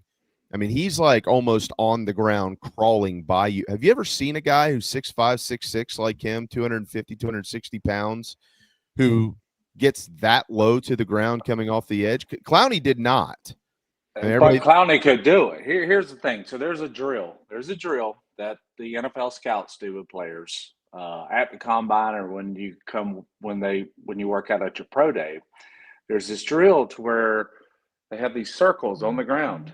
And they have these tennis balls placed on the ground. And they want to see you being able to run full speed without slowing down and picking these balls up off the ground without slowing down at all. Well, Clowney, there was a talk of the scouts of how Clowney flew around those circles and were picking up the balls with not even breaking a stride. And that's just called pure athletic freakish ability is what that is. And Dylan Stewart's got it. Yeah. Well,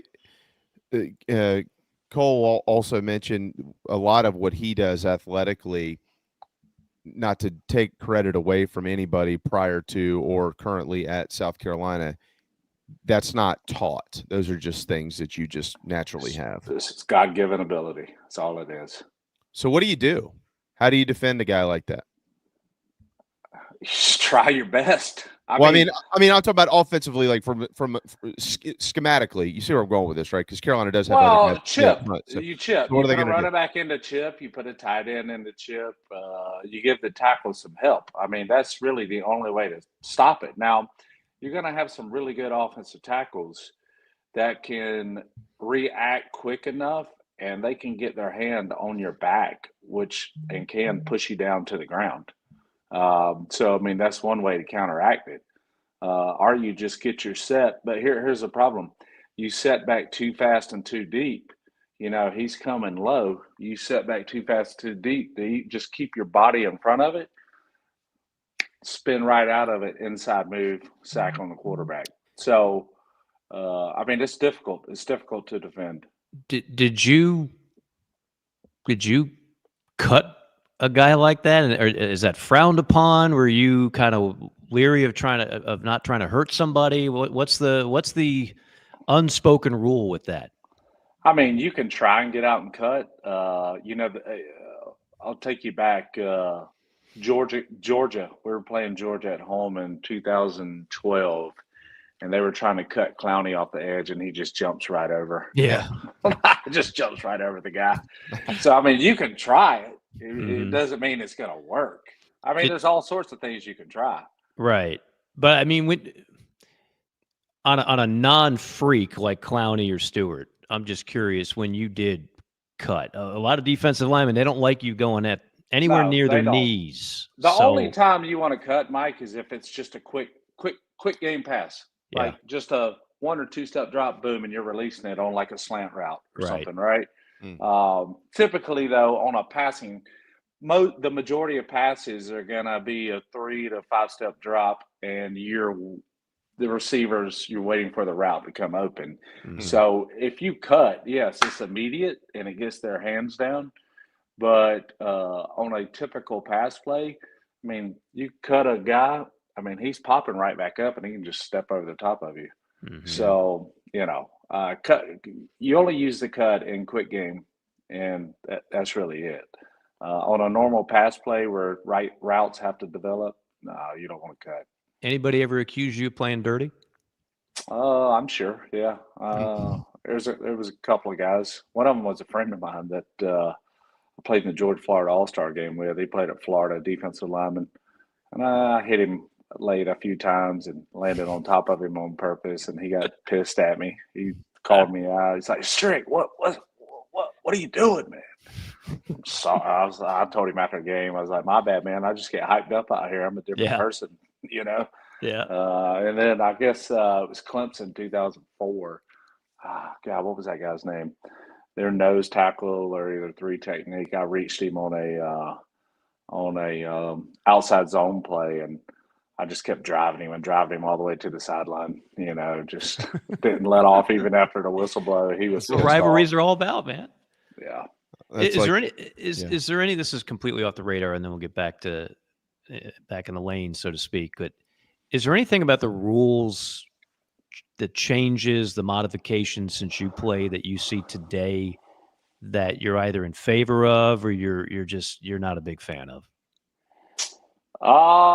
You know, I used to like to go downfield on the screen pass and cut block guys. Can't do that anymore, which is probably for the best. Yeah. Because you can get guys hurt, but peeling back on a guy and decleating him, God, that was my favorite thing to do. Can't do that anymore. That's a penalty. sometimes can lead to ejection. Yep.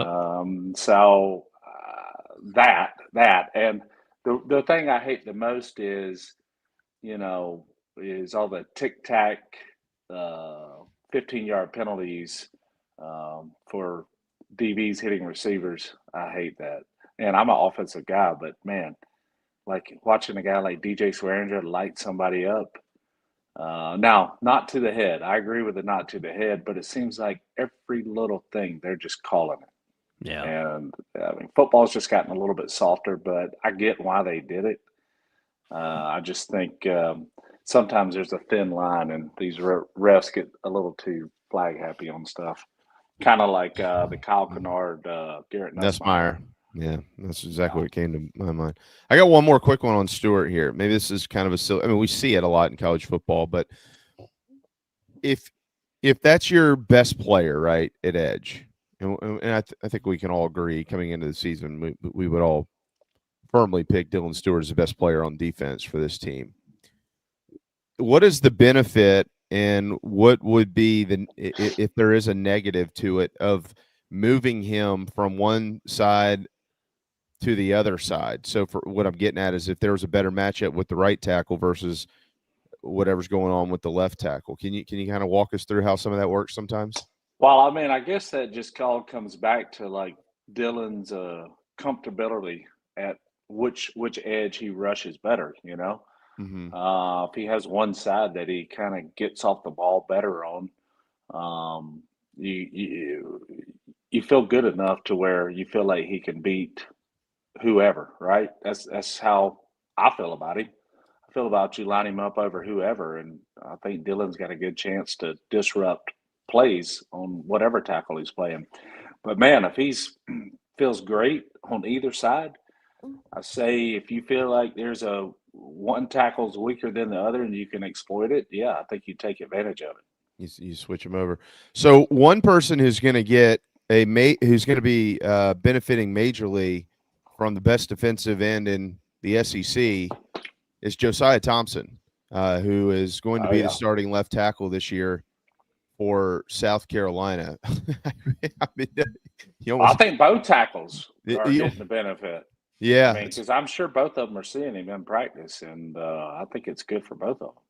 Yeah, my question to you is, and you play. I mean, you actually played everywhere. I know you ended up being one of the better centers, really, probably in the last ever in the history of the program. If everybody actually goes and thinks about it, how good that group was, y'all's offensive line.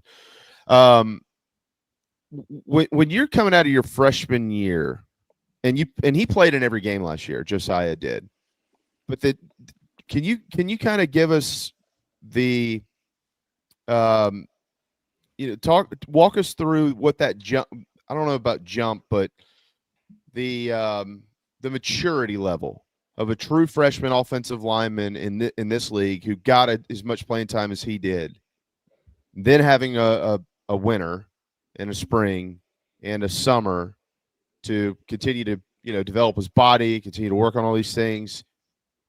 How far of a jump can he take from what we saw last year to what we could see this year? The reason I'm asking you this, John, just real quick here, and I'll shut up, is I thought if there was maybe anybody that could have possibly been left off of these preseason teams for South Carolina, Josiah Thompson was my guy. He would be the one dude that I would pick, who I didn't see on any lists.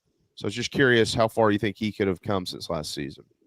I think he's going to come a long way. I mean, for one, he's already a year and a half, over a year and a half, in college. He came in January, started working out, went through all of spring, all of summer last year, played in 12 games last year.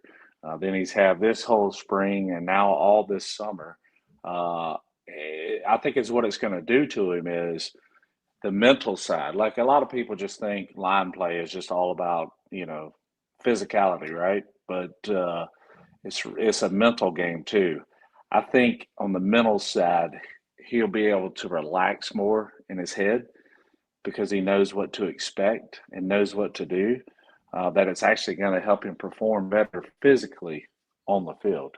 So I think that's the biggest takeaway you get from, playing one year and then coming into your next year is really your mental side just gets so much better. And then obviously your technique, everything else is coming along too because you're getting older. You've been practicing, honing your skills in your game. But I think the mental side is really what you see improve the most. And when that mental improves, it helps the physicality of the game improve because you're not hesitant on stuff. Maybe I'm unsure, whatever. So I think that's the biggest jump you really see with offensive linemen. Yeah, I don't know. There's a guy. I'm not picking on this guy at all. Tom Fornelli, who works for CBS. I think all those guys actually do a pretty good job.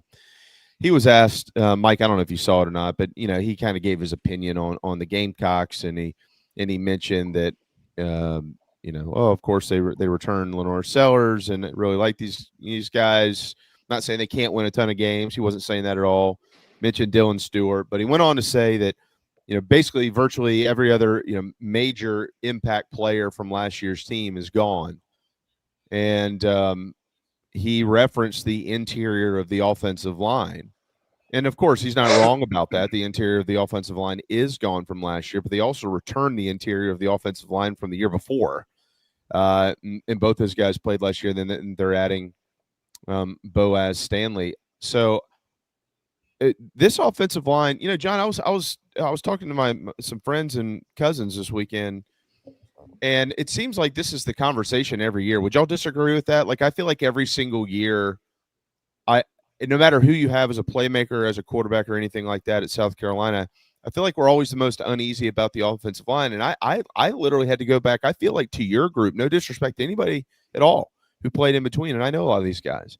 I feel like going into your senior year, that was the last time I feel like we all really felt like, man, this group is solid. They're returning and they're this, that, and the other. And, I don't know what should our expectations be for them game one in Atlanta, week one, when you've got four guys who've started a ton of games around here? Well, I think one, Gamecock people know their football. Well, guess what? This is a line of scrimmage league. So we're going to talk about the offensive line, right? Yeah. Maybe elsewhere they like to talk about all the skill players, but the offensive line's a big deal. And I think this team, honestly, this year this offense goes as far as this offensive line will take them. So when you put not so much three new faces, all right, because we kind of know some of the guys that are going to be at the guard position, but when you put three new faces in the center of a line, it's not always, it's not the greatest thing, right? Because you would like to have, one or two returning out of those middle three.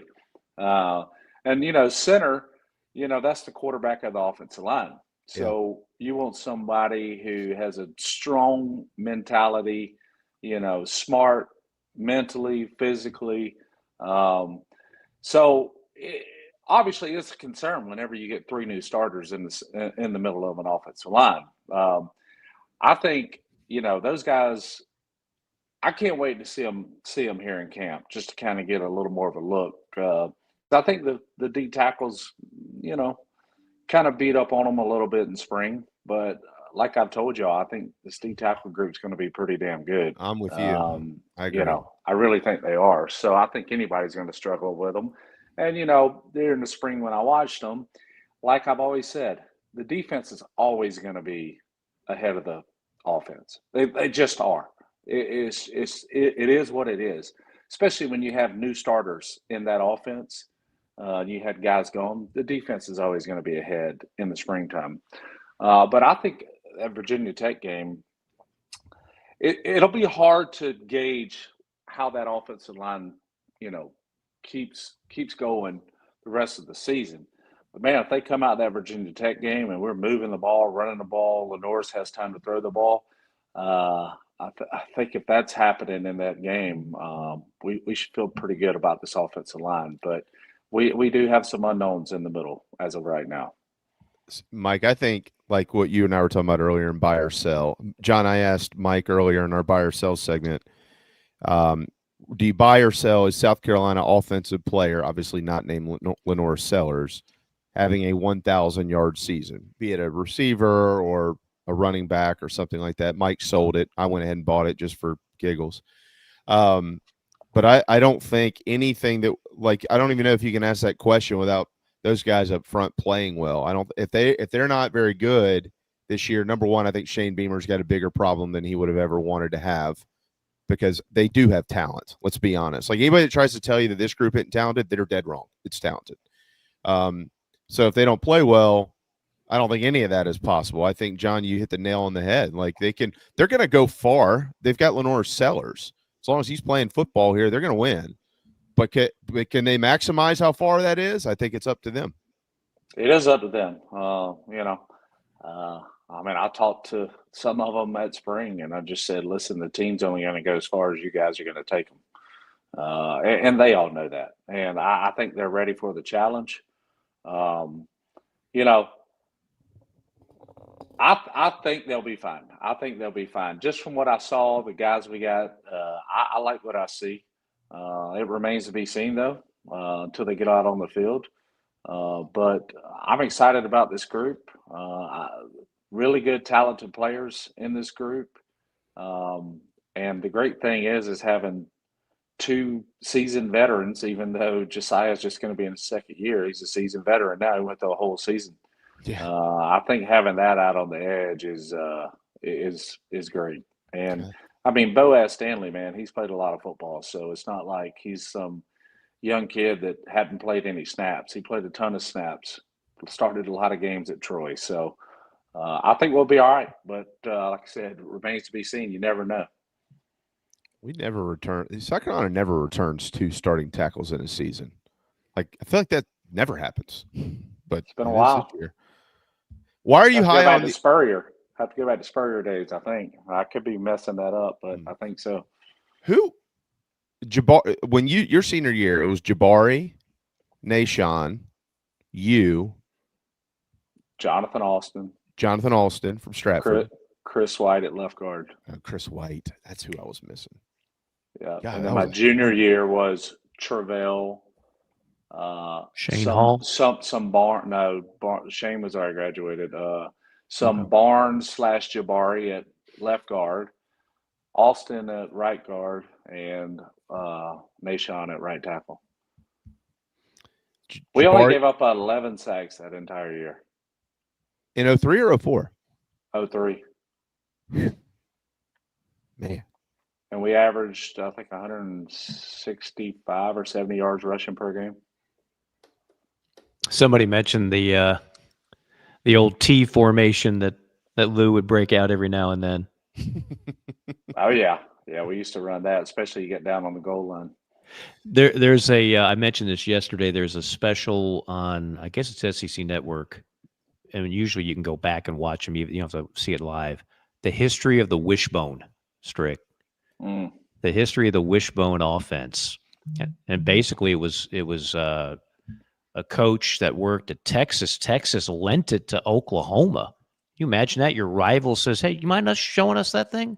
And then Oklahoma started beating Texas with the wishbone.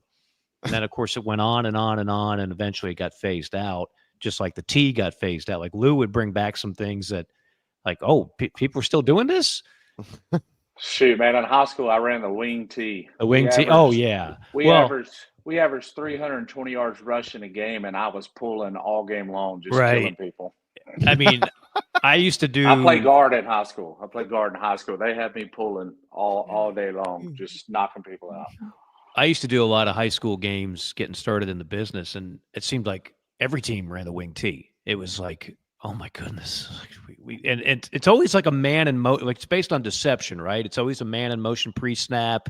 You don't know if he's going to get the ball or not. Yeah, if you have really good running backs, well, I won't say really good, but for a high school level, you have really good running backs, and you have a big athletic offensive line, you can pound that wing T on high school teams, and that's what we used to do. Like, my offensive line, I mean, we averaged, I think across the board, we were about 265, 270, and everybody was pretty damn athletic, and we had some really good fast twitch running backs behind us. and we just pound people with it. And we played the Valdosta's, the Lowndes counties, the Cockett counties, the Tift counties, the Ware counties. You know, we were big boy region down in South Georgia, if you know anything about that. Very well. What's the farthest you got in the playoffs in high school? First round, we lost to Brunswick, to my old teammate at Oh. South Carolina, Darius Slay. Oh. Or Daryl Slay. Daryl Slay, I yeah. don't know why. Nice. Well, Yeah, not nice we for went you. over to Brunswick, man. We should have won that game, and they got us. They got us. Yeah. The home of the great Jay Brown, former pitcher for the Gamecocks, Brunswick, Georgia. Just out of curiosity, real quick here, man. We're starting to, as Mike and I often go, like, can we just talk football? You know what I mean? Like, enough with the NIL, enough with all these like crazy things that happened in the summer. And you mentioned I want you to say I love the interior of the defensive line as well. I'm a big believer in these guys, and I'm a huge believer in Nick Barrett. I think I'm probably maybe one of only a few in that category right there. A lot of people are kind of questioning him, and that's okay. Monkel Goodwine, Brownlow Dindy, I know Xavier Hardy will be in the mix. They've got some younger guys, but those three primarily, John, should be the dudes this year. What excites you about them? I mean, they're just big and physical. Not huge, but you know, they're just big physical guys. And just watching them during the few spring practices I went to, I mean, they cause some havoc. I mean, they look good. They look really good. They look better than I thought they were going to look. How about that? So I was actually I was like, okay, all right. I feel pretty good about this, because obviously you lose the four guys out the middle we had last year. I mean, you're a little worried, but just from my eye test, I'm not too worried about it. Now we'll see once the games kick off and what happens, but I mean, they look pretty damn good. And you know, I guess at SEC Media Days, there was rumors going around. Clayton said, yeah, the offense didn't score on us at all. And and Beamer was like, what? He said that? And that's was pretty funny, which is about what I saw, though, for real. I mean, they look pretty good, man. I'm excited about the group. It's a younger group, very talented group. Mm-hmm. So we'll just see how it all plays out. Here very shortly, we will see how it all plays out. The Nick Barrett story in today's climate of college football is just something that it means a lot to me as a fan of this sport. Oh, I love it. He's like, let me redshirt. Yeah. I know what we got. I know we got 4 NFL guys in front of me.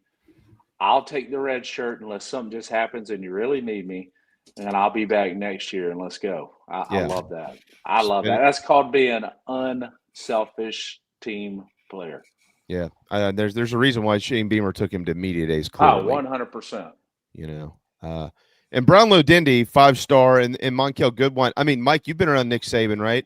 I don't remember Nick Saban recruiting a lot of defensive tackles that weren't very good. Matter of fact, I think every one of them was good, and this guy was recruited by him to play in Tuscaloosa. You know, I think it's a very exciting group. I think it's going to be one of the more surprising groups in the SEC this year from an outsider's perspective, because now the rest of the league and the rest of the country knows what Carolina lost. I mean, we all knew that was going to happen going into the draft, and they lost all these guys. Now they're all millionaires.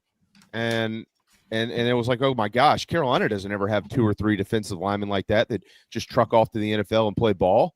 How the hell are they going to replace those guys? I think people are going to be a little bit surprised when they see them. I agree. I think the talent's there with those guys. I think they got a chance to make a splash. So we'll see how it pans. Speaking of talent, it just showed up. Coldwater Sherbert's here. Mad Dog's here. Coldwater Sherbert. Nick Barrett's always been a player I've been intrigued by. Goldsboro, North Carolina, in the heart of D-line heaven, the home of Dave Odom, Mike's buddy. I went to a hell of a strip club there one night after we ran over a cat on a recruiting trip, but we won't talk about that. Yeah, it was interesting. Anyway, he was like a honor student. I don't want to say Rhodes Scholar, but like high GPA guy. was a little short, and North Carolina at the time, UNC didn't want to take, for some reason, it didn't turn out too well for them, but they didn't take anybody less than 6'3.5" at D tackle. That was, I guess, a Mac Brown rule. So the Gamecocks ended up getting him during the transition for Mushu. And that class, you remember, guys, ended up with some pretty good players in it, but it was small. And he stuck with it. And we all remember the interception he had in the Gator Bowl as a D tackle. They threw it to him. I saw him last summer at the wing eating contest, and he had slimmed way down, and he was listed 309 last year. And before that, he's around 330. He's back up to 322 now. Yeah. And I like him better at that weight. I like him better, bigger. He's bigger, better. And I also, there's some YouTube kind of low angle video of the spring game. Hale had been talking him up, and I've heard I heard a lot during the spring. Is on a rotating basis. One day it's Brownlow Dindy. One day it's Goodwine. One day it's Barrett. And so I sat there and watched some of the spring game, and I was like, who is the D tackle that's moving like that? It was Nick Barrett. So I'm buying those three. I don't know which two will start. But the quote I got from a contact about that the other day was, it's going to be hard to move these guys at 322, 315, and 305, whereas last year's D-line was, 290, 300 range. So they're at least going to be bigger, keep the guards off the linebackers or something. But I think there's talent there. And people have to keep in mind, too, those three guys last year, TJ and Boogie and Tonka, all made their share of plays during their career. They were not consistent and not consistently good until last season. Mm-hmm. And that there was a second-year position coach that they bought in with, that they were there for the whole year heading into that season. Remember, Travian didn't get here until after spring practice before 2023. Yeah. So how much development time do you really have now? But between 2023 and 2024, we knew all those guys were talented, but the consistency, man, that really came on because they were woefully inconsistent before that. Travian Robertson is, John, you could finish the sentence, but he is a hell of a football coach, and they are lucky to have him back. He was a hell of a player, and he's a hell of a coach. I think it's one of the best hires Beamer's made during his tenure, in my opinion. I love him because he's a fellow member of the 16-gallon head club. His head is huge, like yours truly. Well, mine too. No, I mean, look, y'all don't remember this. Tulane, when he was there, they go out to Kansas State, pretty well coached program. Pretty hard to win in Manhattan. They beat him 17-10, and the story of the game was Tulane's defensive line dominating K-State at the point of attack. That's Tulane. Tulane gets like fourths and fifths.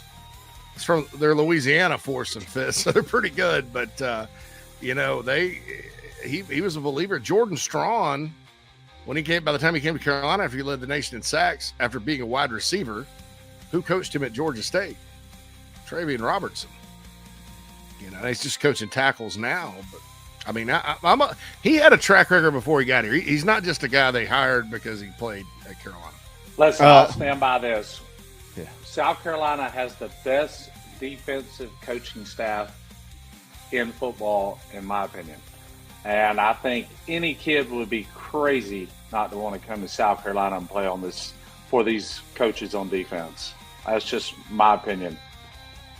I mean, you just look at the track history of them just in the short time in South Carolina. I mean, I don't know. I don't know what else to say. If you want to get developed and you want to go to the next level, you come to South Carolina.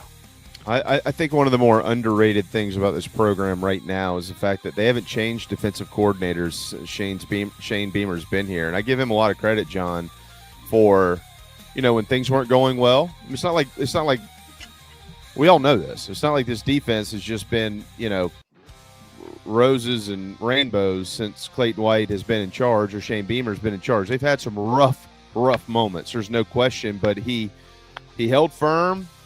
He withstood all the heat, and I think they're paying dividends by staying consistent here 5 years later. I see what it looks like, but that's certainly what it appears right now. I mean, this defense has played pretty much lights out since the midway point of the 2023 season. I mean, this defense has just been hitting on all cylinders. And I think Clayton White's just got it rolling right now. Sometimes you hit the bottom before you bounce back to the top. No doubt. The midway point of 2023, there are a lot of questions. The Florida game after that, there were a lot of questions. Questions. But, there are people demanding him to be fired in the middle of the season. Then he switched the formation and in the middle of the game. Yeah, and that's good coaching, right? Yeah, it is. That's what good coaches do. They adjust and I mean, I'll tell you this. His scheme is very unique. It is one that's not going to necessarily bust, but you put a lot of it's a lot like the philosophy is a lot like Bud Foster at Virginia Tech. And if you notice, Shane Beamer, when you talk about offensive, defensive, and special teams philosophy, it's not what he got from Lincoln Riley or Kirby. It's a lot like what they did at Virginia Tech. Very versatile on offense to where it'll fit any quarterback, and this aggressive, bizarre, exotic, creative defense. Fundamentally, that's what it's been. And, I'm with you. I mean, they have a good year this year on that side of the ball, John. And then another crop of these guys goes to the NFL. What's that song? Mama say, Mama sa, Mama sa. Going to be starting something. That's really going to be starting something. Yeah. I tried to quote Michael Jackson cleverly there, and it failed miserably. It's an underrated song. It is. And you nailed the. I never knew what the hell that meant. You enlightened me. Mama say, hey, look, I'm gonna say it one more time. I'm not gonna stop. I hate to burst everybody's bubbles, but it actually is English. There you go. I went, however many, 40 years without knowing what the actual words were. I never got Thanks to the damn internet, now that bubble's been burst. What is it? What is the word? It says, I'm going to say it one more time. I'm not going to stop.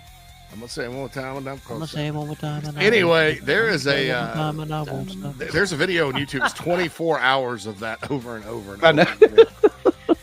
One night, me and my wife were out at, when we used to go to bingo, and I turned it on just to piss her off. And man, the next morning I woke up and it was still going. And I was like, about threw my phone across.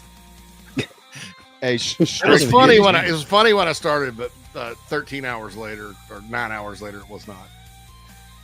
Strick, to give you some credit, what you were referencing was the starting with that Vanderbilt game in 2023. So 16 games they've played since then.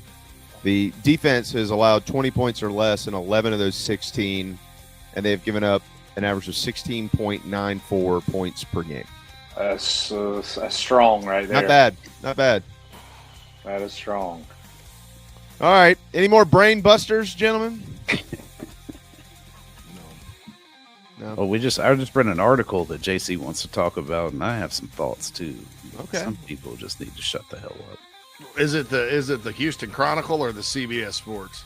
It's the Houston Chronicle. Good. Oh, I'm in Texas. I mean, mine. I was wondering where you were. The columnist down there apparently is mad at Cody Campbell, and said basically accused him of being a misogynist with an agenda. I think that's the guy that paid a softball pitcher $1 million. Yep. How is he a misogynist? He's misquoting an article. He did have his facts wrong in something he said, but it is mental gymnastics 101. Oh yeah, and yet another example why newspaper sports writers, not all of them, if you're out there listening, I'm not hating on you individually, but this is why newspapers don't move the needle anymore, because you not only have people that don't serve their readership. It's not about being a homer or not. It's about using common sense and not pushing non-sports agendas and all that good stuff. Yeah. Hey, here, you want to know why I stopped reading newspapers, or at least collecting them on my front porch? Is because this is what this reporter's title is: Sports Culture Reporter. You want to know why I don't have any more rain-soaked newspapers sitting on my front porch? Right. Why? Because of this Leah Van, Sports Culture Reporter. I'm surprised she didn't demand that they made it editor. Man, that was funny.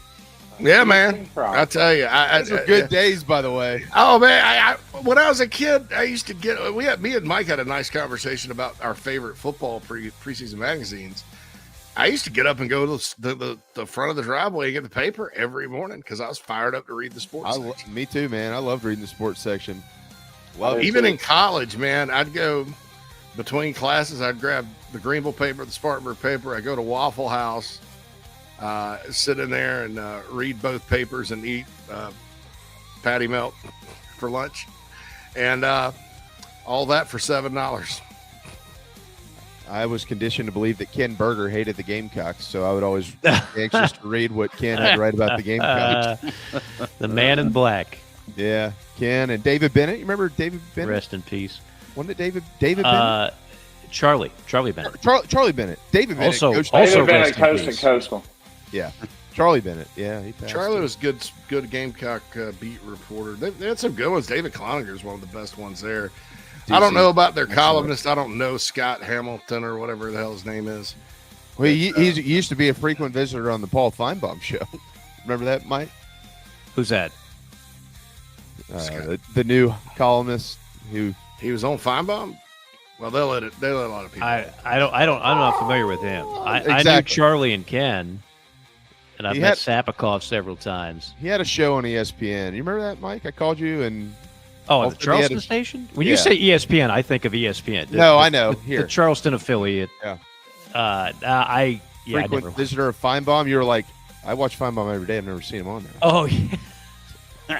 I mean, I know Paul. You can call him. Yeah, there's a fair level of embellishment by a number of people in our profession. But well, it's a story, huh? Nowadays, told a story. You can buy a microphone and a laptop, get yourself a credential to media days, and act like you're an expert on college football. It's a beautiful thing. We're now letting anybody through the front door. It's unbelievable. I've only been on Feinbaum one time, and I never mentioned it. No. It was good. Like I said something, I'm kind of AJ McCarron took a shot at recruiting rankings, and I took a shot right back at him. Mm-hmm. And so they had me on. That's because you weren't J.C. Sherbert on there. You were like Dave from Alabama. No, I was J.C. Sherbert. I actually was more J.C. Sherbert then than now. We're going to go to Homer Glen, Alabama. Dave? Hey, Paul! Call Paul! It's Joe from Duncan. Joe from Duncan. My wife hates that. If I have Paul Feinbaum on, she walks in the house, she's like, oh, God. That's what she just rolls her eyes. She doesn't roll her eyes at us, right? No, just Paul Feinbaum. I will listen to Feinbaum when they have the national championship game in Minneapolis and Auburn and Alabama play in the national championship game in Minneapolis because I want to hear them calling from their RVs in the snow in January. Is that where it is this year?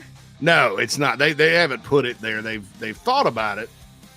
Yeah, because they're considering doing the tour, right? Flopping it around. I had this thought because the playoff was coming right around the time Auburn and Alabama were both really good, and I've had this thought for about 12 years. The Feinbaum, if that ever happened, and it's in a cold weather place, Paul, I'm up here in I-65, and the RV's done gone in the snow drift, snow drift. I don't know what I'm going to do. War Eagle, man, I hate them Bammers so much, man. My hate is just going to melt all this snow for them Bammers. I just can't stand it, War Eagle, Paul. Hey, cops, Highway Patrol, tow truck coming, Paul. Or if Clemson was in Minneapolis, when Clemson was going to join the Big Ten, I laughed because they probably get halfway up there and have to go get some like orange construction vest because it's so cold. Oh, God. I'd love to see Clemson travel to Camp Randall in November. That would just do my heart. Yeah. I don't. We wouldn't want to go there either. One of my Clemson buddies is talking it up, and I was like, "You are aware Minnesota has an outdoor stadium now? They don't play in the Metrodome anymore. They blew that up. I thought they played where the Vikings play. No, that's nice. No, yeah, right. Nah, they play outside. So does everybody else in the Big Ten. All right, we're gonna get out of here. Mike, thank you as always, my friend. Yes, well done. Enjoyed it. A pro's Great pro, show, a man's y'all. man. The Golden Tones. Big John, thank you, sir. Safe travels back from. I'm assuming you're in Houston. I was in Houston Thursday through Sunday, and then we got here. I'm in Dallas right now, so Sunday through Sunday. Damn. Making $1 million deals for breakfast. There we go. Wow, a little bit of work, but mostly just visiting Chrissy's family and friends. Oh, okay. Yeah. Great time of the year to be in Texas. Nice, brisk outside. Yeah. Feels just like South Carolina. Right. Have you been to Jerry World? Have I ever been? No. Yeah. No? No. It's pretty cool over spot. it. Yeah, I mean, my wife, obviously, biggest Cowboy fans ever. Yeah. So she's been plenty. I've never been. I'm an NRG kind of guy. You know what I'm saying? Mm-hmm. I like that stadium too. I like both of them.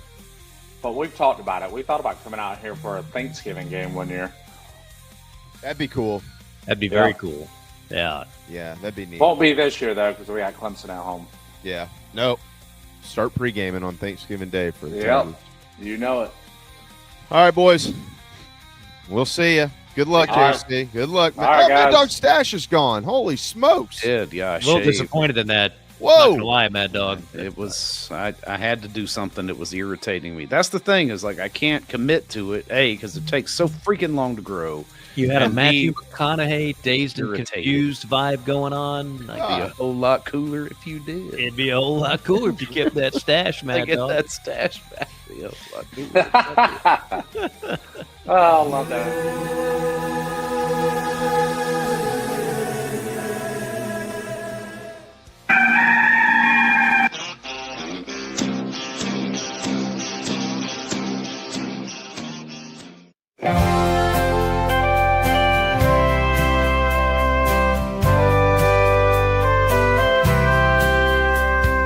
I should not have screamed in terror that fine day. Saw that purple wig and did not know what to say. It left me sort of startled and confused. Red lips and white makeup and those big old red shoes. But my daddy tore a knot in me for being so damn rude. He said, son, don't you know that clowns are people too? Clowns are people too. Big red shoes. Clowns are people too. Don't be rude. If you weren't a bit lucky, then this could easily be you. I met your mom when she was up on that old trapeze. What can I say but hey, I had a thing for circus freaks.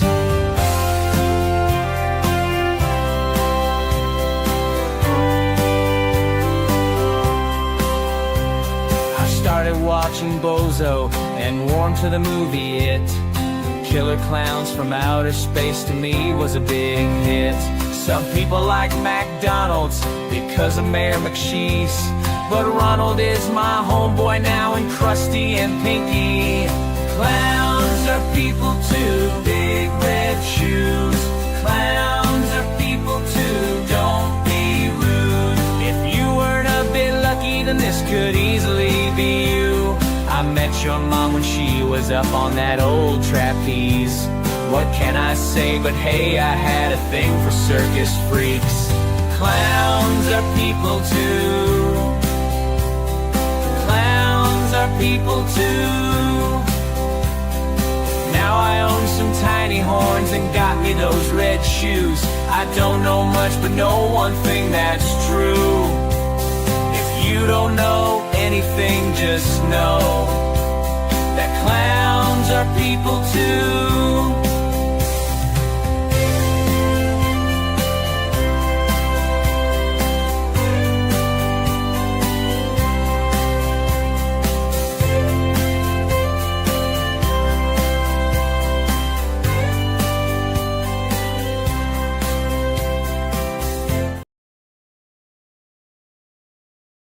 Welcome to Inside the Gamecocks, the show, part of the Chief Sports Network. Mad Dog's upstate raised and reared up near the tater patch. He flirted with that upstate team, now bleeds garnet and black. It's been almost 2 decades since JC started Big Spur. He may live outside of Chicago, but he's all Spartanburg. It's the show, the Gamecock Show. ITG, Phil and JC, it's the show.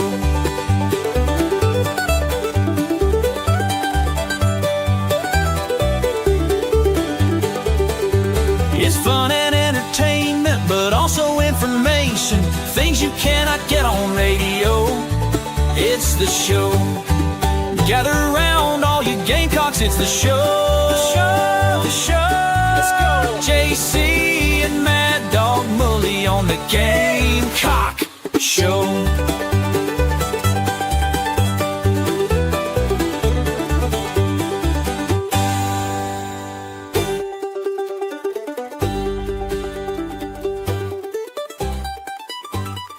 Welcome in, everybody, inside the Gamecocks The Show. Firing up now on a terrible Tuesday, but we'll clear out here some business, take care of some business, and we want to wish happy birthday to none other than Bobby Patterson from the chat box. Happy birthday, Bobby. Bobby. Hope you're enjoying it. Went on vacation for 4 days, and I cut off all my hair. Yeah, I know. It's some things just can't stay the same. It's ever-changing world we live in. So when you give in and cry. That's right. So live and let die. Yeah, it's about time for me to get a haircut. I'm pretty much rocking the visor on a daily basis now on purpose. So sometimes I do it anyway, but it's about that time for a trip up to the local Great Clips. Don't let, I mean, I know that's supposed to be a little funny, but the lady that does it though, I mean, I went to like a more expensive place one time around here, and it was awful. I looked like what's the Martin Ed Grimley. Yes. I was like with a little swoop up in the front. I'm like, what do I look like? A member of Duran Duran? Like, yeah, like the Cure now. I'm not sad anymore. I'm not Just sad like anymore. I'm not sad anymore. Krager with a weather report right off the bat. Nana Sports chat box. God is heating up again in here. August can't be this hot, or I'm going to monkey. That's probably his voice to text. That's got to be. It's got to be his voice to text. I'm going to monkey too, Krager, man. I hear you. Conversation from the crosstalk about the defensive line. Tiffany chimes in. Travian Robertson's the real deal. Yeah, and we're going to get to all that good stuff. We have the poll of the day, which is the poll du jour, or the poll du jour, which is the poll of the day coming up next. It's a trip down memory lane. You know, Shane Beamer, and you're going to hear this 1,000 times between now and kickoff and all during the 3-hour broadcast if you're listening at home. And maybe Phil and I and our better halves will hear it over the PA system at Mercedes-Benz Stadium. Right. And that's the fact Shane Beamer's facing his alma mater. And it's just not like an alma mater type deal. It's, you know, the name Beamer is synonymous with Virginia Tech football. So it's a little more significant with that for the storylines. But I went back and looked through everybody that's coached here that's played their alma mater. And when I do things like that, I usually start with Paul Dietzel because I consider that the modern quote unquote era of South Carolina football. Paul Dietzel ended up with a losing record, but did win an ACC championship. And if you go back and read the book, gosh, the guy, his name escapes me, but it's about South Carolina's journey from the ACC to the Metro when they left the ACC. Paul Dietzel, Alan Piercy. Alan Piercy, yes, Alan that's Piercy. it. I'm sorry, it's on the tip of my tongue. I wasn't planning on talking about this, so I didn't. You know, Alan Piercy has an outstanding a book about South Carolina's transition, and it goes into some of the things Paul Dietzel did as far as facilities and upgrades. And you know, he had a national championship in tow from his time at LSU. Now he finished 11 games under 500, and they did leave the ACC under his watch, but he did a lot. So I kind of consider that the start of the modern era, because I consider that when this university really started trying to win in football. I don't know how much they were trying before. And they started trying to win in basketball and baseball around that same era too. So whoever facilitated that, congratulations, because here we are. But so the Dietzel era started it. Interesting enough, Paul Dietzel graduated from or is an played football at two different schools. Started off at Duke, played at Duke for a year. Then World War II happened. He joined the Air Force and served our country in the Second Great War. Then came home. He's from Ohio originally, and went to Miami of Ohio, which Carolina played twice in the 70s and lost both games when Dietzel was the head coach at Williams-Brice in 72 and 73. Then when Jim Carlin took over in 75, they beat them again in the Tangerine Bowl. So Miami of Ohio was a hellacious little program back then. They were kind of a giant killer. Dick Crum coached there. That's a great name. Dick Crum. Dick Yes. Crum. Crumb. Dick Crumb. Crum. Oh, I thought you said Crone. Yeah. Okay. Crumb. Yeah, Dick That's Crum. even better. That's all name right he there. ended up, of course, being a really good coach at North Carolina as well. But Miami of Ohio has a pretty good tradition up there. So Dietzel went back there. He's 0-2 against them. They did play Duke 6 times. They lost 4 of those 6 to Duke during that era. Jim Carlin was a Georgia Tech graduate, Phil. Ramblin' Wreck, and he was 3-1 against the Jackets, lost his last game, won his first 3. In 1976 on ABC, South Carolina went to Georgia Tech and won. That's the year I was born. So I was in my mama's belly when this happened. I existed, but I was in the belly. Right. A couple of months away from my big head coming into this world. And that's the last time South Carolina football has won a game in Atlanta. Man, 76. 76. Wow. Because they went back in 78 and lost 6-3. They played in 88, lost 34-0. In 1990, Tech won the national championship and won by 21. Carolina didn't go to the Peach Bowl at all for a long, long time, nor this game. But they did lose the SEC championship game to Auburn in 2010 and then lost the Peach Bowl in 2010. So I've only really played 5 times in Atlanta since 1976, almost 50 years. But yeah. Mm-hmm. How about that, dude? Wow. How about that? So anyway, that's what he was. Richard Bell was an Arkansas grad. They didn't play Arkansas that year. Joe Morrison graduated from Cincinnati. And Carolina actually did play Cincinnati the year before he got here. That was one of Richard Bell's few wins. Joe Morrison shares an alma mater with Urban Meyer, who also is a Cincinnati graduate. So he didn't play Cincinnati, but kind of barely missed him. Of course, Cincinnati was an opponent, Metro Conference basketball during that time of the Gamecocks. So everybody's familiar with the Bearcats. Sparky Woods went to Carson Newman. Some of those Gamecock teams, I'm kind of glad they didn't play Carson Newman. Carson Newman won 5 or 6, I think 5 NAIA national championships during that time. But they weren't going to schedule an NAIA team. And they probably would have beaten them, in fairness. So most of those Gamecock teams would have beaten them. The end of 88, I don't know.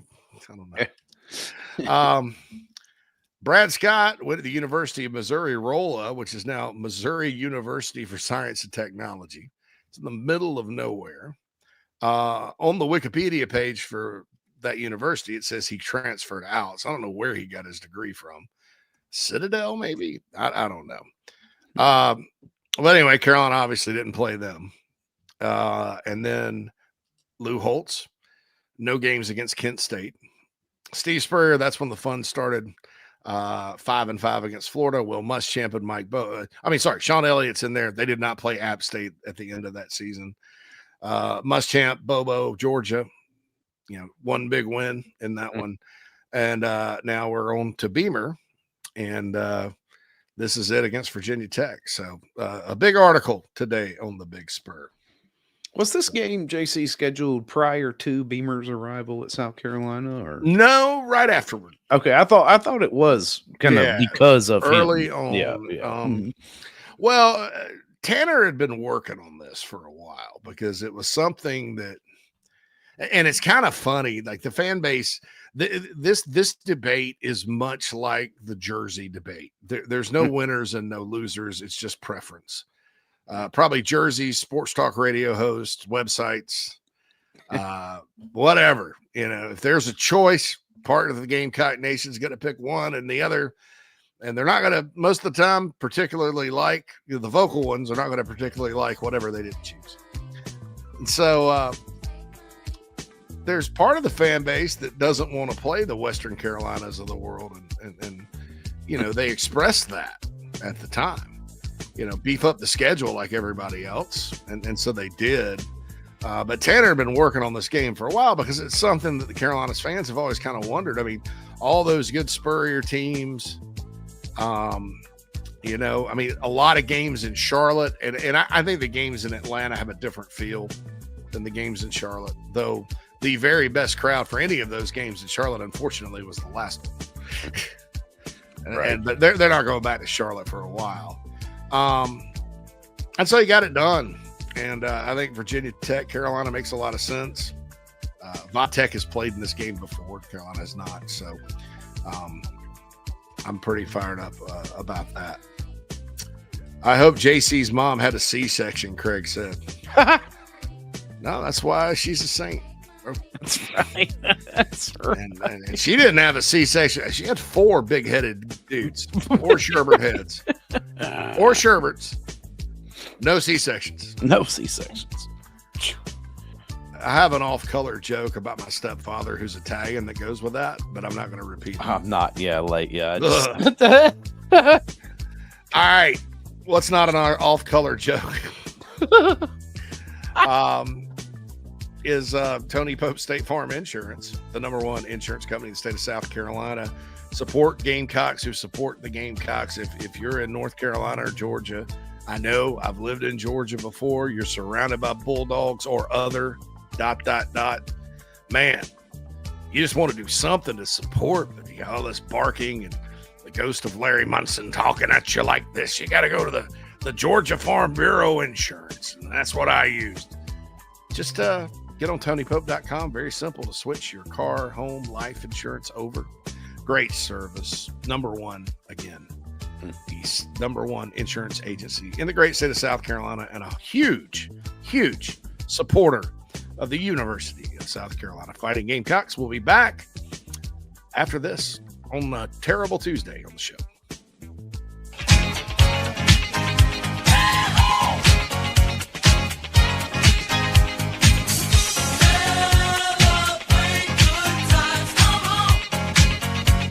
It's a celebration. Celebrate good times, come on. There's nothing like Saturday in South Carolina. However you enjoy Gamecock football, Gamecock Traditions has a long-standing legacy of being a part of your game day. From tailgates to touchdowns, Gamecock Traditions has what you need and want with our beloved Block C logo. Get into Gamecock Traditions in Lexington or the Village at Sand Hill, or visit GamecockTraditions.com and have it shipped to your doorstep. We look forward to taking care of your family. Go Gamecocks.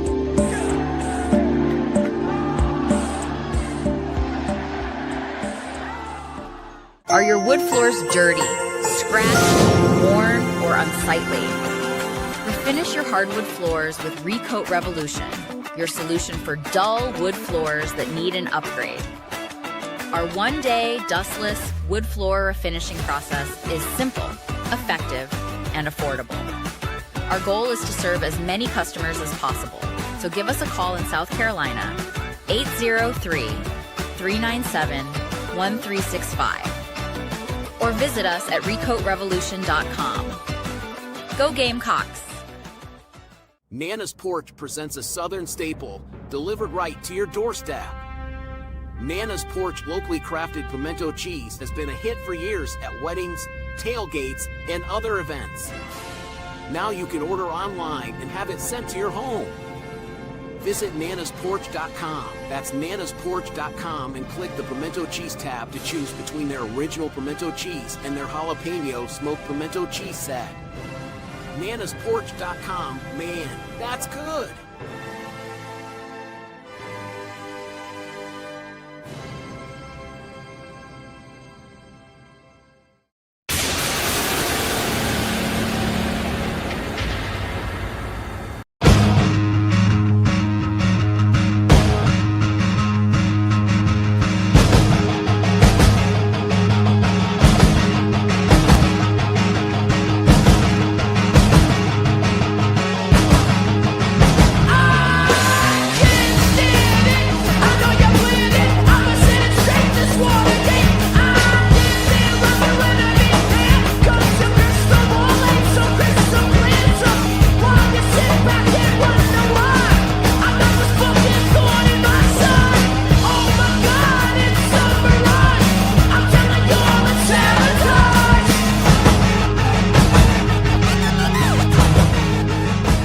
Welcome back, everybody. Inside the Gamecocks The Show rolls on here. And speaking of the poll du jour, let's take a look here at what we're doing on the poll du jour. All right. So the poll du jour today. I don't know why my little tag covers up my mouth when we go to certain. I need to scoot over. It's because it shrinks the size of the box. And my head is gigantic, right, Phil? Just go ahead and say it. It fills the box. It fills the box. Well, I sit That's pretty why close. I sit back from the. I sit pretty close. Anyway, that's why I had to shave the unibrow and get plucked by my wife because I noticed it on the camera on coffee, especially. I was like, "Oh my god, it's disgusting." Look at it's growing together. Anyway, so. These alma mater games, right? And look, the wins over Georgia Tech in the 70s were big. Obviously, Paul Dietzel did not have a good run of it back in the day against Miami of Ohio. The Spurrier Florida games and the Muschamp Georgia games, because they were in the division, they happened every year. And if you put a poll up with all of them, everybody's going to pick the 2010 Florida game. And there's not a decision.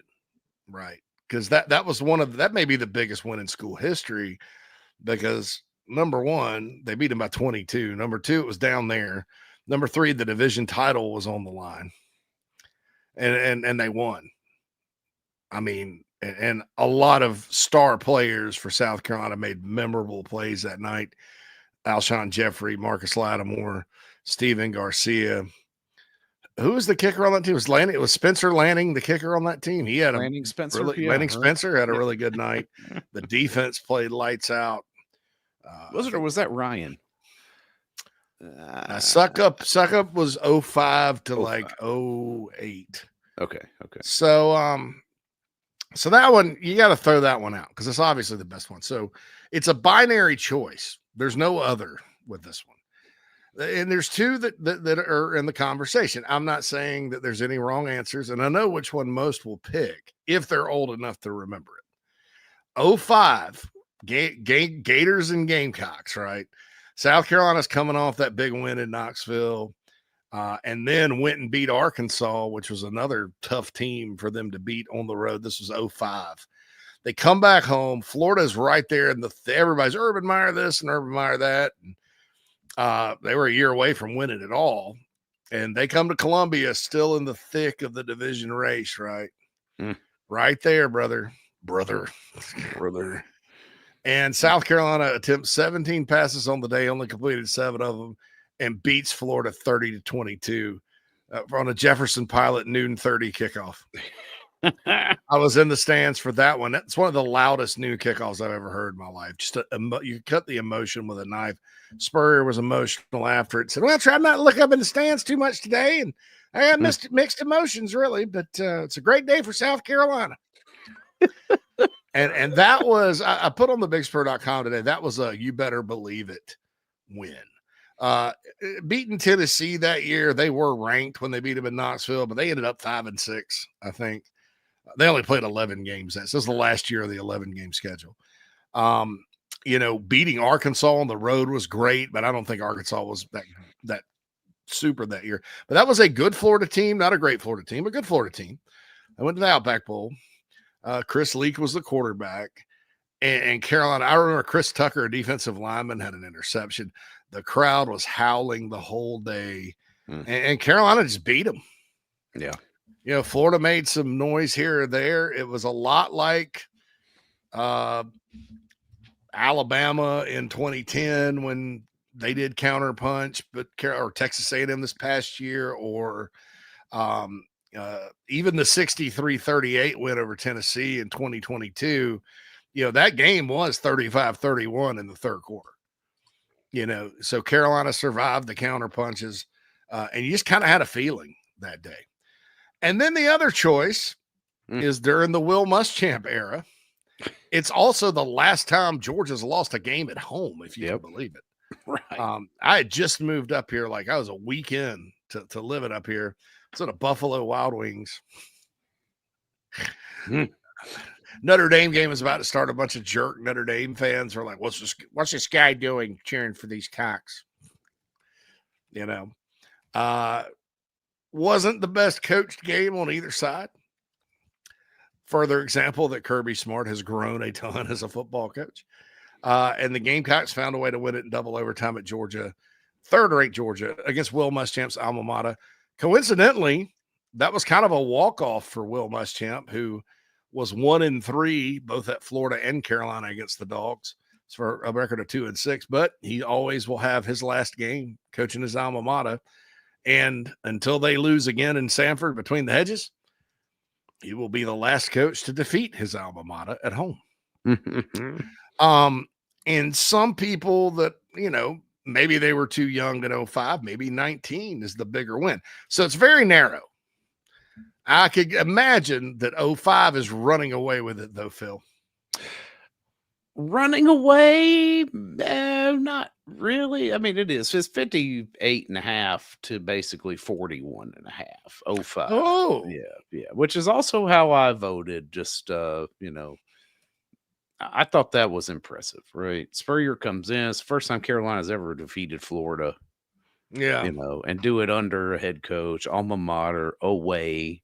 Both of these are away games, though. No, Florida was home. Oh, Florida was at home. That's right. Yeah, that was at home. Yeah, because it was back. Now the 2010 win was at the Swamp. That was that was away. Yeah. That was the big one. And that was the big. That was the bigger than either of these two. But that would run away with it because it's so significant. Yeah, exactly. Yeah, that'd be like choice. 95 and yeah.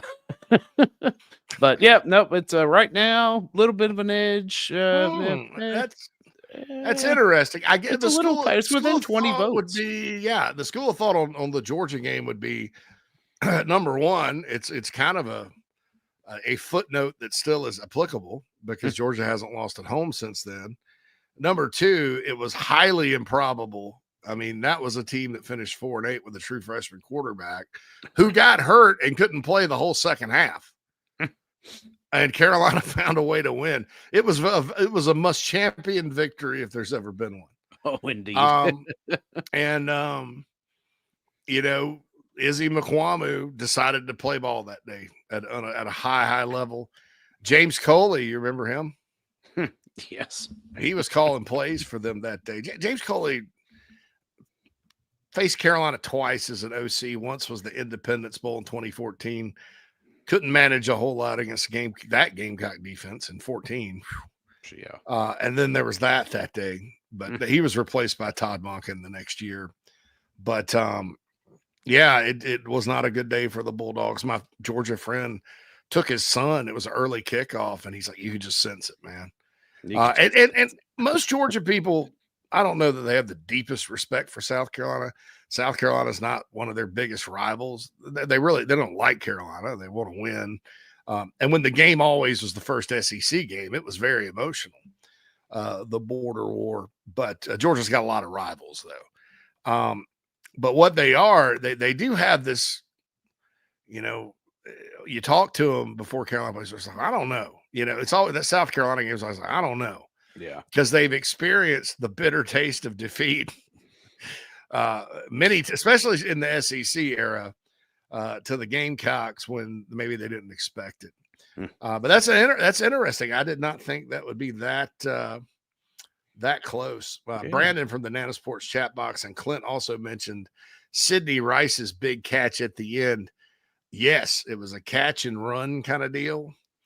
But you guys think about this too. Think about that happening, and 5 years later, remember Alshon's catch against Alabama? Alabama, right. Mm-hmm. Same kind of catch up the same sideline. I may have been the same play call to salt it away. I mean, because that was big for Sydney. But Brandon says 05 hands down. That was a great day at Williams-Brice Stadium. I voted for 05 because on a sadder note, my great friend John Manning Vhorn and I went to that game together. He passed away in March of 2014, and miss that guy because during that period in my life, it's kind of that post-college where everybody's busy or they have families or whatever, kids, so they can't go to games. So I had nobody, as the Allman Brothers said, nobody left to run with anymore except Manning. And my wife at the time worked on weekends in Nashville. She was in sales. So I had the weekend either sit at the house by myself, and I was kind of, I think it was probably a mistake. I should have read a guidebook on being a better husband at the time, but I would take off from Nashville, just go down and back, and Manning would always go to the games for me. But that was a great memory. And he's my friend that got on the roll at the Grand and Tunica before the Ole Miss in 08. Wild Bill Gunner was on that trip with us too. And we can sometimes somebody needs to ask Bill about Manning's craps. I mean, they were 3 deep yelling Gamecocks, Gamecocks. We had a steak dinner on the house that night, I'll tell you. Nice. But miss him every day, and had to vote for that one. Although that sweet, sweet feeling of victory in that Buffalo Wild Wings and Bolingbrook, Illinois, was nice as well. Nice as well. And I really thought Carolina would turn that season around at that point, because it kind of made up for the North Carolina and Missouri loss. But they needed that Florida game the next week. And then, of course, SEC officiating took over, and they lost. And that was kind of the beginning of the end. Yeah. So Lenore Sellers, Phil, really getting some high praise. I do want to say this. So Matt Zenitz wrote this article about Sellers and kind of what some anonymous sources are saying about him from the NFL draft perspective. This is a quote. The dude has like all A's for like his bruh. That's that quote. Like his ratio of fat to muscle percentage and all these types of things. Well, who is this person? I've never seen a human being like this, let alone a quarterback. How about that? 6'3", 240, 4'4". Mentioned with so here's another one. Because they're mentioning Nussmeier 1, Klubnik 2, and Sellers.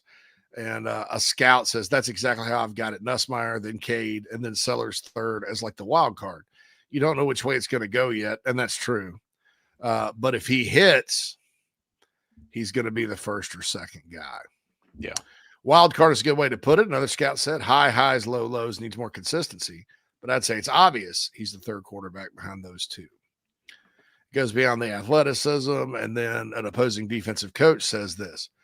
You thought he was maybe just a talented athlete playing quarterback, but you saw the obvious progression of him managing the game and keeping the ball out of harm's way and leading them to drives. I think probably meant to say scoring drives, but leading them on drives. I don't know. I don't want to be the grammar police here. He just got better with his accuracy, throwing the ball down the field and knowing where he needed to go with the ball and completing throws. And you did see the improvement. You knew he was a talented guy, but I thought we would have enough because we've seen other guys like him, but we struggled with him.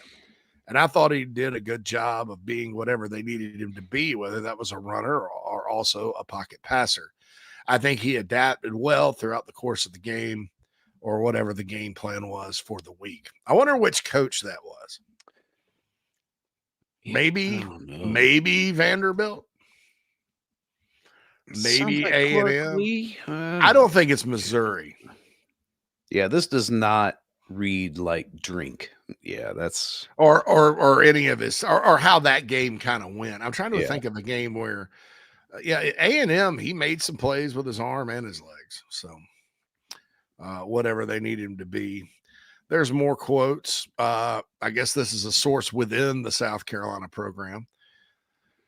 I'm not going to speculate as to who this is because I don't know, but Coach Shula has really, really helped him, a source said. Coming out of spring ball, the processing has gotten so much better.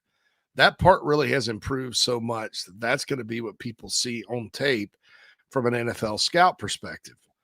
The fans are going to see the electric 80-yard runs, but what you see too is also now being able to sit in the pocket, diagnose, not just go 1, 2, and then take off, but go 1, 2, 3, 4, then go make a play. That could scare some people if you're why didn't Lenoris run more in the bowl skeptic of Mike Shula. But as long as it happens fast, that's called quarterbacking. So we'll see sort of what happens. And those are the anonymous quotes. Very good story, Phil. Yeah. Here's the problem I have. From 3-star recruit to top 3 draft pick. Okay. Let me tell you something. That's not a storyline.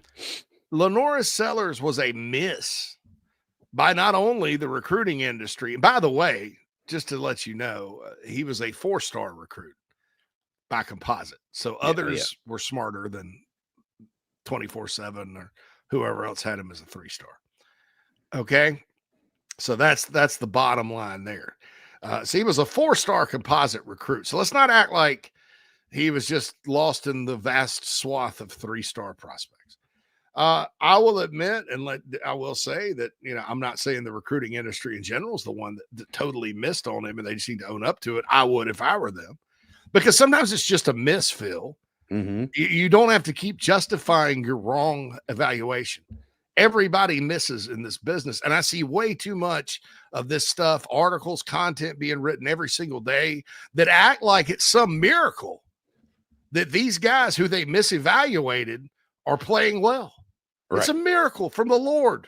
Yeah. There's no way we could have seen this coming. Oh my God. Yeah. Well, you didn't even look at the bags of the bags of goo you ranked as 4 stars as sophomores that you were too scared to move down, is my opinion on it. We ranked guys too damn early. Lenoris Sellers never had a chance to be one of the top guys in the country because by the time they pick their favorites, and again, it's human nature. Nobody wants to be wrong. I like taking the approach kind of like an NFL draft board. You notice how the NFL draft boards right now are going to be completely different by the time and they don't care. No, yeah, they're just like they'll drop it out now. Yeah. So that's what happened with Lenoris Sellers, and he had his injuries and stuff like that. Not only did the recruiting industry as a whole, I guess, missed. He is by the industry as a whole, he was a composite 4-star. Yeah, which is about as high as you can hope for when you're like him and you're kind of a senior riser. So that's another thing. But all of college football seemed to too, including the Gamecocks mad scientist, former offensive coordinator. Right. So again, thank late God to the party. Right? Thank you, Dylan Lonergan, for going to Alabama, and we wish you the best at Boston College this year. That's right. That is the ultimate. Glad you didn't get that guy, because Carolina wouldn't have signed them both. No. Dowell Loggins would have gotten here and be like, "Oh, well, we got our quarterback. Let's just move forward." And he would have gone on to Syracuse. And that was that. And another problem with him getting a bunch of offers at the end was that specific point, Phil. Mm-hmm. A lot of schools get their quarterback in early. South Carolina got the quarterback. So by the time you want to go on Sellers, it's done. And I'll say this. I wasn't one of those people sitting here, June before his senior year, jumping up and down and hollering about him. That would be your Bruin Nation of the world. Yeah, he was the early Your adopter, folks that knew. right? Yeah, You know, I'm not sitting there saying I was a genius on it. I was wrong too, coming out of high school. Not that I didn't like him. I thought, I was like, man, this kid can run and throw, and he's got a good arm. He looks really good to me. Maybe I'm missing something. You know, you got to do that in your head. Like, oh, I kind of like him. You know, he really didn't pop up to me until he got to campus, and then he hung. I got a text from somebody. Lenora Sellers just ran a 4.43 at 238 pounds. And that's when something clicked, because I knew he had a good arm. And I was like, oh, smack. And in my mind, I envisioned sort of some of the runs you saw against Clemson last year. Right. You know, I was like, not quite that good, but I was like, that guy can move. And so I talked him up last offseason. But guys like Bruin were the ones that were ahead of the curve on him. And so sometimes you got to listen to local people. So I was wrong too. But this stupid narrative about like, oh, he just came out of nowhere and he's just he got so much better. He got better last year, but he was you don't hear people saying that. If Arch Manning struggles the first 5 games and it misses a whole game and a half with injury and then comes back, you think people are going to sit there and still talk about that? No. No, he's a 5-star, and it's in their interest as well. We told you all along. See, we told you so. And look, this is more on the headline writer, in my opinion, than Matt, who wrote a good article. And I think it's an article worth reading because I think it's fascinating to see what people are saying behind the scenes. Yeah, a lot of people don't like anonymous sources. I think in sports they're pretty cool. Yeah, I like anonymous coach comments. Yeah, dude. and NFL scout or any next level scout comments. Those are always fun, you know. Yeah. I mean, so it just kind of pisses me off, this whole thing, you know. And maybe the media voted him first team All SEC, so maybe they're, I don't know. Maybe, it's everybody's on the hype train now. I mean, what that does when you sit there and talk about how like, oh, you know, like he wasn't good, but now he is. Right. It's just, look, I'm here. I'm going to be a truther about recruiting rankings, like I always am, and I love them. I made a living and a name for myself doing them. I'm not saying they don't matter or anything like that. I'm saying sometimes you miss. I mean, everybody missed on Nick Emanware. Obviously, he started from the time he was a true freshman here and was good doing it. Well, you know why? Primarily, Phil, because of COVID. Right. Nobody could go anywhere. And with Nick, until you see him in person, and you know, because people lie. They'll send in the tape. Oh, he's 6'7". He's really 6'3.5". Yeah, right. and the coach is like, no, that's not true, man. I'm 5'11" and 7/8. And look how big he 5'8". is. Right. Yeah. Right. The coach comes up to my chin, and I'm 5'11" and 7/8. That's right. So you see that all the time. So I mean, I get it, you know, because if Nick's 6'1", that's a different story, you know, as far as prospect rarity and things like that. But they just missed. It wasn't that Carolina found this raw player and molded him into anything. They got him better. They developed him just like everybody else. But he was a miss. He had those baseline elite skill sets coming out, right? You know, there are some guys like Judge Collier. That's a different story. That is you found a raw player and molded him. So there's a difference. I just don't like that narrative, man, because you know what it does, Phil? If it comes down to a Heisman vote, and let's say Nussmeier and Klubnik and Sellers are all good, subconsciously, people are going to go, and this may impact their vote either way for Lenoris. He's not supposed to be here. He's not really. Yeah. He's not really as good as these guys, because Klubnik had 5 stars by his name. And I think Nussmeier, some had him as a 5-star, but he was up there as well. He's not really that good. He's not really that good. And that happens, and that's fine. But, you know, you keep pushing it. Just a 3-star guy, you know, come on, man. And then on top of everything else, he was a composite 4. Charles Power from On 3, I think, who has deep ties to the PD and is very familiar with every program east of Columbia and then some. He knew that. He knew what he was all about. Yeah. So there we go. Something about Bruin put something about the Cavender twins in here. I don't even know. Yeah, we'll have to research that check here that out. over the. Speaking of people, dating, I guess we can. The Cavender twins dating. I guess isn't one of them dating Carson Beck, or is that? Maybe no, not? that's over. It's over. Oh yes, that's famously over. It must have been love. That's right, but it's over now. Now.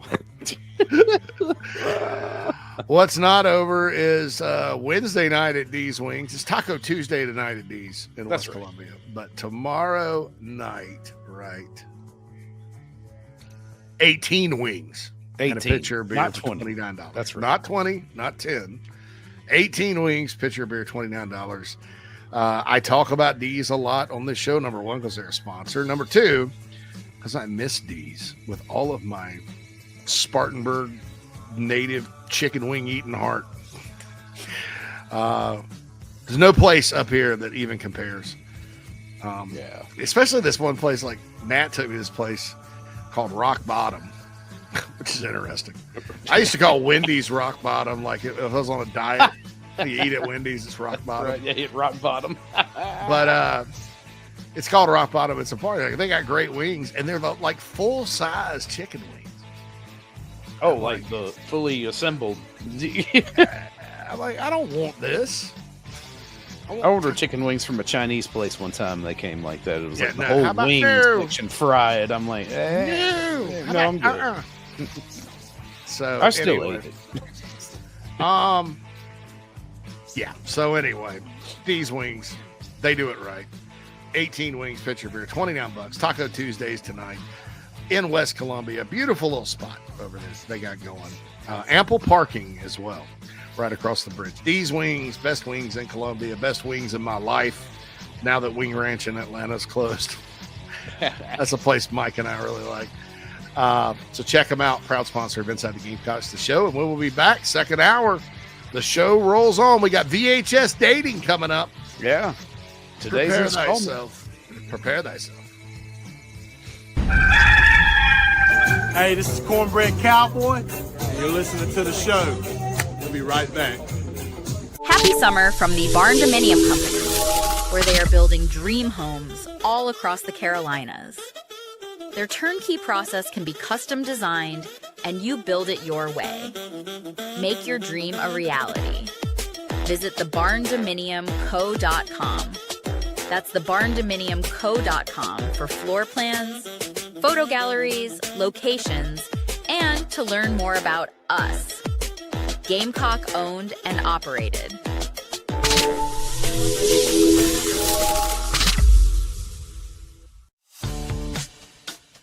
The Aventon Adventure 2 takes the same basic design as the original Aventon Adventure, making it an adventure bike designed to take you places that typical roads just don't reach, allowing you to ride whatever terrain you want based on your whims of the day. Look at what you're getting.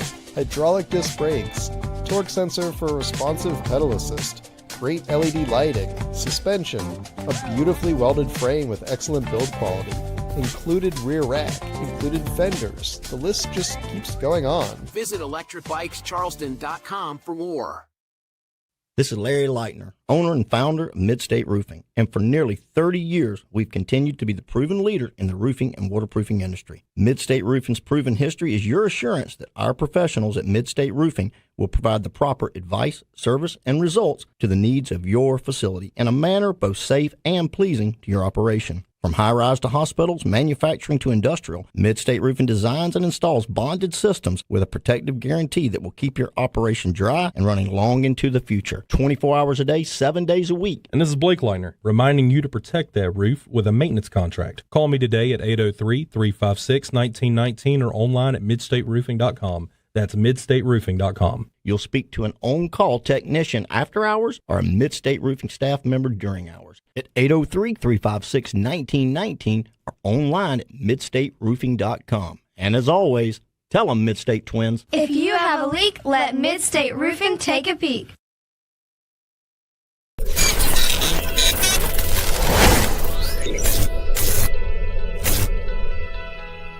Palm Casual Patio Furniture are proud supporters of our Gamecocks. We have been making and supplying the highest quality outdoor furniture you can find for almost 5 decades. If you use your outdoor space to watch the Gamecocks, make it the best it can be. Visit palmcasual.com or visit one of our 4 locations in South Carolina. Go Gamecocks!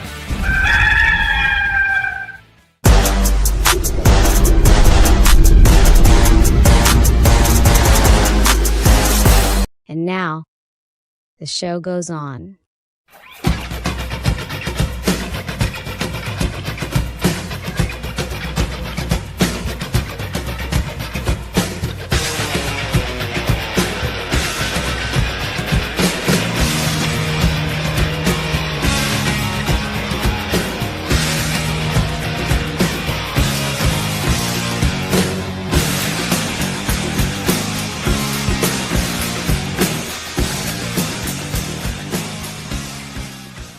Like a tall, kind of hairy, dark guy. Don't drive a sedan. Sedans are boring. I need a sports car. So these are kind of the things that I like in a guy. And if you wear Dracar Noir, we are done. I want to believe in love at first sight. And I think it's going to happen to me. And I think it's going to happen in this city because I deserve it. Love is not overrated. It's all that we have. Cupcakes are just carriers for frosting. I'm all about the frosting. A relationship deal breaker is being a no good, dirty cheat. And just slutting it up around town, just being a man slut and thinking, I don't know what you're up to. And Jenny doesn't know what you're up to. That's a deal breaker. I am a social smoker. I smoke Virginia Slims. I could date a smoker, but like I don't want all of my clothes to smell like smoke. So we got to smoke outside, like in the jacuzzi, you know, when we're drinking. I really like a tall, kind of hairy, dark guy. Oh, wow. Got that. A range of emotions. All over. Who's Jenny? I like. That's what I was wondering. Yeah, who is this? That sounded awfully personal. Or there, the sister, right? or your friend. All right, we're not just going to do females, by the way. No. There is a male named London. That's pretty awesome. Yes, I've got some dudes too. So for the ladies that listen to the show, please don't think we're just making fun of 1980s hysterical. Not all the females are even hysterical, like just emotional or weird. Like the whole concept of it is to show that maybe there are some things that technology has helped in our society. That's right. It's made it a little easier. Because it's much easier to swipe right or left and send a text than it is to make one of those videos. And then eventually we're gonna like make mock. Like maybe I'll do a Coach O dating video. My name is Ed. I like average jambalaya. I like LSU Tigers. So anyway, God, I don't even know that lady's name. Let's give her a name because we didn't give her a name. It's Susan. He's either Susan or Tammy, in my opinion. Yes. Or Oh, Tabitha. It says her name is Stacy. My Stacy. Yes. Definitely looks like a Stacy. Stacy. Somebody. Man. Stacy might be somebody's grandma right now. I don't know. Probably. If this is your grandma, let us know. No good, dirty cheat. that no good, dirty cheat. No grandpa, good, yours, Jenny. That's right. Yeah, Jenny. That man slut that you've been with, Jenny. He's sitting there in the nursing home now with his side piece. Yeah. Just got done with Checkers, chilling, watching The Notebook, drinking a juice box. Right. You didn't go after Stacy's mom. He went after her daughter. It's all come full circle now. Anyway, we love that. Russell chimes in. Kids don't even know how to have a conversation. Yeah, could you imagine Gen Z doing these? Because they do videos all the time anyway on TikTok. Right. The TikTok for dating, dude. That's what develop that out. TikTok is, video dating now, right? Like if you go in there, Instagram, same thing. If you like everybody's reels, then hey, next thing you know, you slide into somebody's DMs as opposed to mailing VHS tapes. Bruin's wife's name's Stacy. This is not your wife, is it, Bruin? It's not your wife, Bruin. I don't take anything back if it is. I don't think there's any problem with the name Stacy either. No, I got a cousin. I went to high school with all right. 14 different Stacys. So anyway, got a text from Nana's Porch. By the way, get their delicious pimento cheese, nanosporch.com. They sponsor the chat box. They're OG sponsors. Chris sends it to me, and he points out this, Phil. This is interesting. Nussmeier, we talk about Nussmeier in the article. Nussmeier, Klubnik, and Lenoris. They all play each other. It's a round robin. Yeah. Yep. And everybody's got a home game, too. Mm-hmm. LSU's at Clemson. South Carolina's at LSU. Clemson's at South Carolina. So time will tell because they play each other. Not sure. Sometimes Heisman Trophy it does matter what your team does unless you're Lamar Jackson or Jaden Daniels. So it does matter if you win, and that'll be interesting to see how that all shakes out. Starting with Week 1, LSU up at Clemson. It's crazy because even the biggest LSU homers out there think that LSU is going down that first game. Good. No, we owe them one. No, that office. In the very first game. The first game. I'm sorry. I was like, first conference game. Yeah, no. That's probably not one that you would pull against LSU. No. The buy sell segment from the morning show one was, what do you think that the buy or sell 13 or more teams win from the SEC in Week 1? And I took the buy and said that the SEC would go 15-1 in Week 1, with the one loss coming in Atlanta to Tennessee at the hands of Fran Brown and the Fighting Orange Men. LSU could stand to win in that Clemson game. Because Clemson, I don't want to say the hype, because I think hype is so negative these days, and it seems like sometimes if you say anything about a team at all that's not negative, which shows you where people's minds are, you're hyping whatever. Like I'll write an article about a guy that talks about his strengths and weaknesses, and people will say you're hyping this guy. Shall we just not talk about him and pretend like he'll go away? But I don't want to say hype with Clemson, but since the spring, the expectations have gone from 0 to 60. It's like Clemson was kind of right there in that 8 to 11 range, and now they're up. People are picking them number 1. And the reason is a lot of other schools don't have as many returning players as Clemson has. They're one of the 25 that has more than 11 coming back. And then I think you look at some of the way too early NFL draft mocks, and it's got Klubnik and Peter Woods and TJ Parker. And I think there's a fourth one in there. Antonio Williams has gotten some run on that. The two freshman receivers did very well last year are back.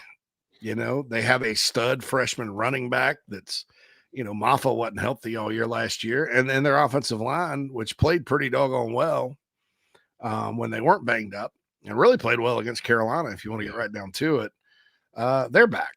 So I get it with Clemson. They're a national championship level program the last however many years. But the expectations in the last 4 or 5 months up there have gone through the roof. I mean, it's gone from, it'll be Clemson or Miami or whoever to win the ACC to 12-0, 8-0 easy. Yeah, right. Yeah. And I don't know what's changed, but and I'm not saying either one's right or wrong. I could see both scenarios. But so if LSU goes up there and breaks their season opening win streak. Now, Brian Kelly, when he's at Notre Dame, really struggled against the Tigers down there, especially. Yeah. And so I don't know what's going to happen. Garrett Nussmeier's a good quarterback, obviously. Kelly has not won an opener at LSU yet, right? He's and Orgeron lost. I think so 19 they went undefeated, and then 20 they lost to Mike Leach in the pandemic year. Yeah. The first that was that LSU didn't know what to do with that offense. And that quarterback that lit him up that day was god awful. He ended up getting benched for Mississippi State. So so there was that. And then, the next year, 2021, that was Orgeron's last year. Who did they? Oh, they lost to UCLA. That was the Sissy Blue comment game. Oh gosh, yeah, that's Remember? right. Orgeron like, oh, get out of here with that Sissy Blue. My name's Ed. I like to dance in the rain and wear Sissy Blue. I found this video online of Coach O at a wedding, and I showed it to my wife because she thinks Coach O's hilarious. And you got to give it a minute. He's kind of cutting a jig. He eventually takes his shirt off. Oh, right there on the dance floor? Right there in the dance floor. Now it's a party. It looked like at the damn Monroe Hyatt Regency ballroom or something. He's just like, Coach O, sexy buddy. Anywho. Let me show you the real Shreveport. Look at this. Look at this. It was great. But if they, so they lost to Sissy Blue. I believe so. 2022, Brian Kelly. Did Brian Kelly come in 2022 or 2023? I think it was 22. Brian Kelly. Let's Google. Yeah, Google it. Yeah. I'm trying to think about who they lost to in that one, because 21 was that when they started playing Florida State? Yeah, it was Florida State. Yeah, Florida State. 2022 was his first season. Yeah, that was the blocked extra point game. Yeah. Brian Kelly's first game in New Orleans in 22. 2023, they got blown away by Florida State I believe that was in Orlando by 21. That Florida State team went undefeated.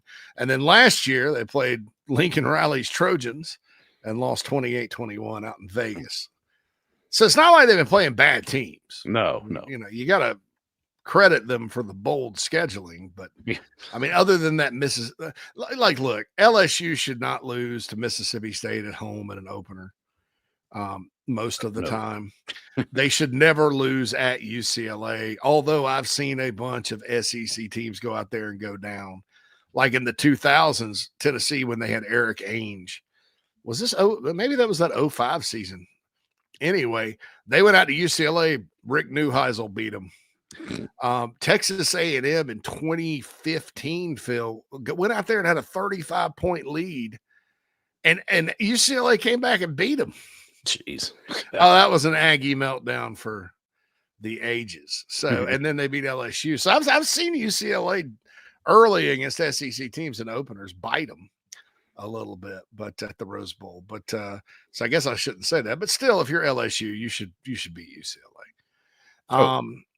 Florida State back to back like that. Florida State was pretty good both times, and then I probably shouldn't have lost to Southern Cal last year either, because LSU. At the end of the day, LSU was significantly better than SC, but SC must just like Las Vegas, because speaking of Aggie meltdowns, they beat the Aggies in the Las Vegas Bowl. Oh, that's true. That's crazy. So enough about that and Clemson and all that. But that's a big game for LSU, I think. If they can go find a way to win that one, LSU's going to shoot up in the polls, obviously, and they're already going to be relatively high. But the Tigers, go Tigers. They're going to start talking it up, and should be a heck of a party in Baton Rouge when the Gamecocks go down there if the Gamecocks handle their business. So the Houston Chronicle, Phil, and we're not going to spend a ton of time on this subject, just 10 minutes tops. Leah Van, a columnist, I don't know, the sports culture reporter. And let me just get real with everybody for a minute. Okay. This revenue share thing, as it relates to Title IX, it has nothing to do with Title IX. It's an NIL deal, which is based on individual market value. Okay. I'm just going to say those are the facts. Now, if folks want to say facts don't matter and we need equity, which is not really a foundational principle of capitalism or America, within that, then that's a different argument. I respect your opinion. I just disagree. But she writes this article because Cody Campbell, the super booster out at Texas Tech that's buying all these players, billionaire guy, tech bro, I think a pretty good person. I know he's kind of overpaying, but I think their philosophy is let's just overpay for whoever we can and get them out here to the tumbleweeds and try to go win. He has some good ideas about how to fix college sports and all that good stuff. And I think his heart's in the right place with women's sports. He paid a softball pitcher $1 million. And Texas Tech went all the way to the finals? Where they lost to Texas. Well, no, they didn't even make it to they make it to the final game. Okay, hold on. I thought it was Texas Tech. Yeah. So, oh yeah, because it was Oklahoma that got knocked out. Texas Tech. Yeah. Yeah, OU got knocked out. And then lost to Austin. Yeah. That's the ultimate little brother slap down. Right. But it's softball, little sister slap down.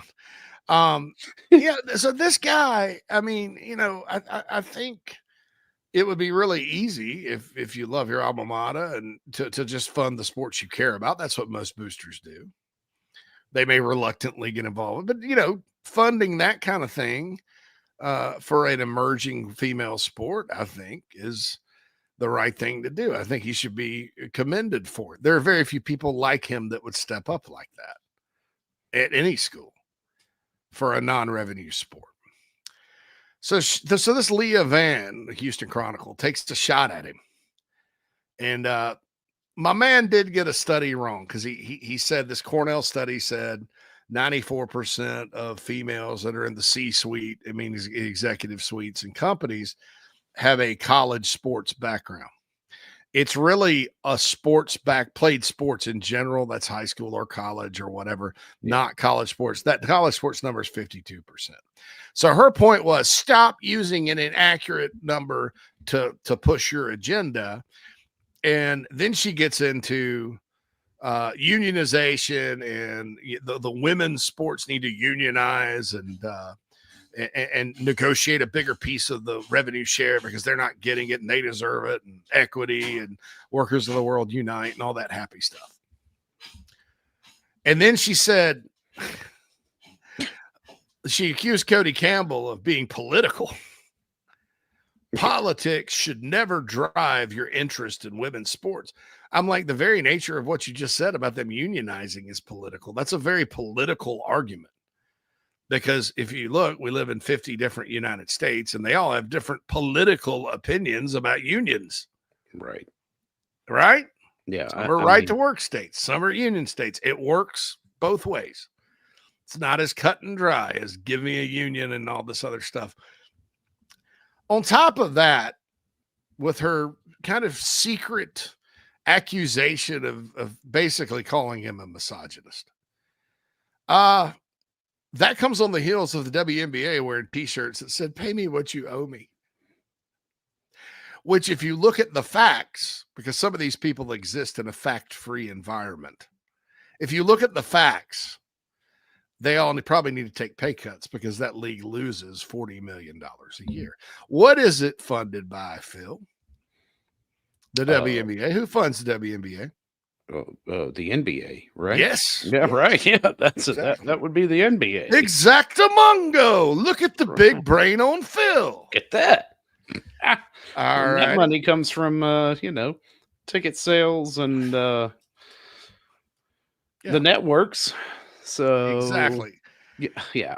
Pay them what you owe. I didn't realize that they were late on paying these ladies. Do they? I mean, they need to really get HR and payroll involved here if they owe the money. I'm sorry. Oh, wait, hold on. HR You want to at be the Coldplay concert. Yeah, you want to be paid what you think you're worth. Okay. Well, okay, here's an idea. Why don't you go out and sell it? and then you can get more money. And I'm not saying that to be, condescending or anything like that. It happens in all industries. I'd like to sit at this microphone, JC, and make $100,000 a year.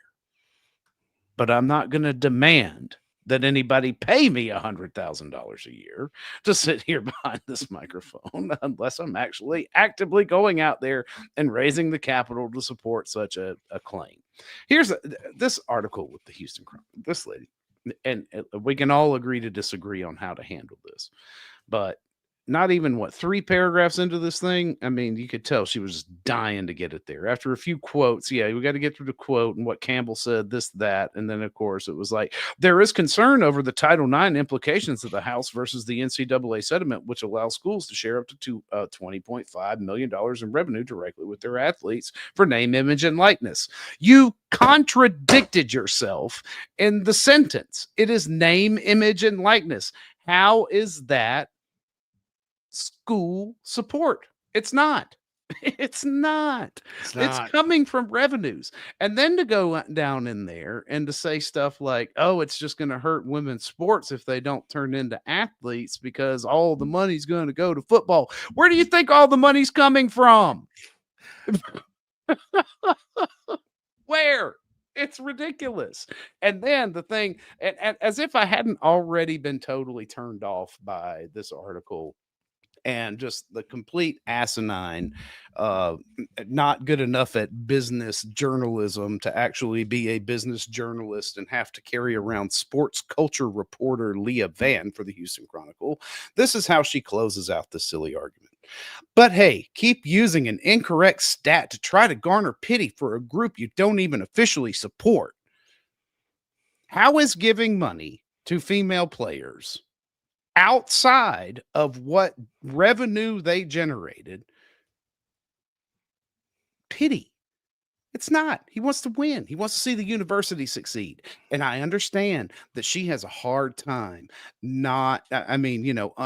finding her mental abilities to support something bigger than her freaking self and only myopically looking at how she's impacted by as a woman by what this billionaire boy in damn East Texas is out there doing, throwing his money around and giving pity millions away to women's softball players.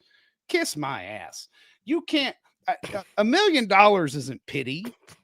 What are you jealous because he's got $1 million or millions of dollars? I mean, yeah, that's probably where some of this is coming from. But I don't know. What if it wasn't Cody Campbell, but Clarissa Campbell? Do you think this article would have come out, JC, if it were a Clarissa Campbell funding all of these NIL and all sorts of other deals? I don't think so. I'm gonna quit now because I'm just ridiculously upset about this. I didn't even know this existed till you sent it to me this morning in the article. And I read it. I was like, this is the stupidest crap. It is so freaking. And I'm a father of 2 daughters, right? And you can miss me with this lack of critical thought article that you threw together so that you could maintain whatever position you have here on this online rag. It's god awful. It's awful.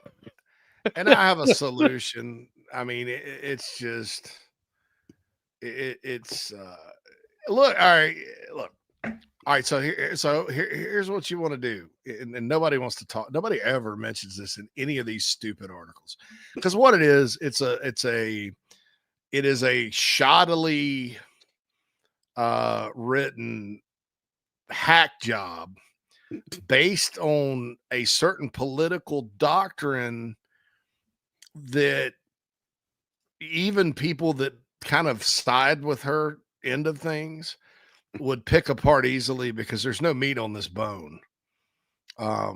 It's a bunch of a bunch of talking points jumbled together.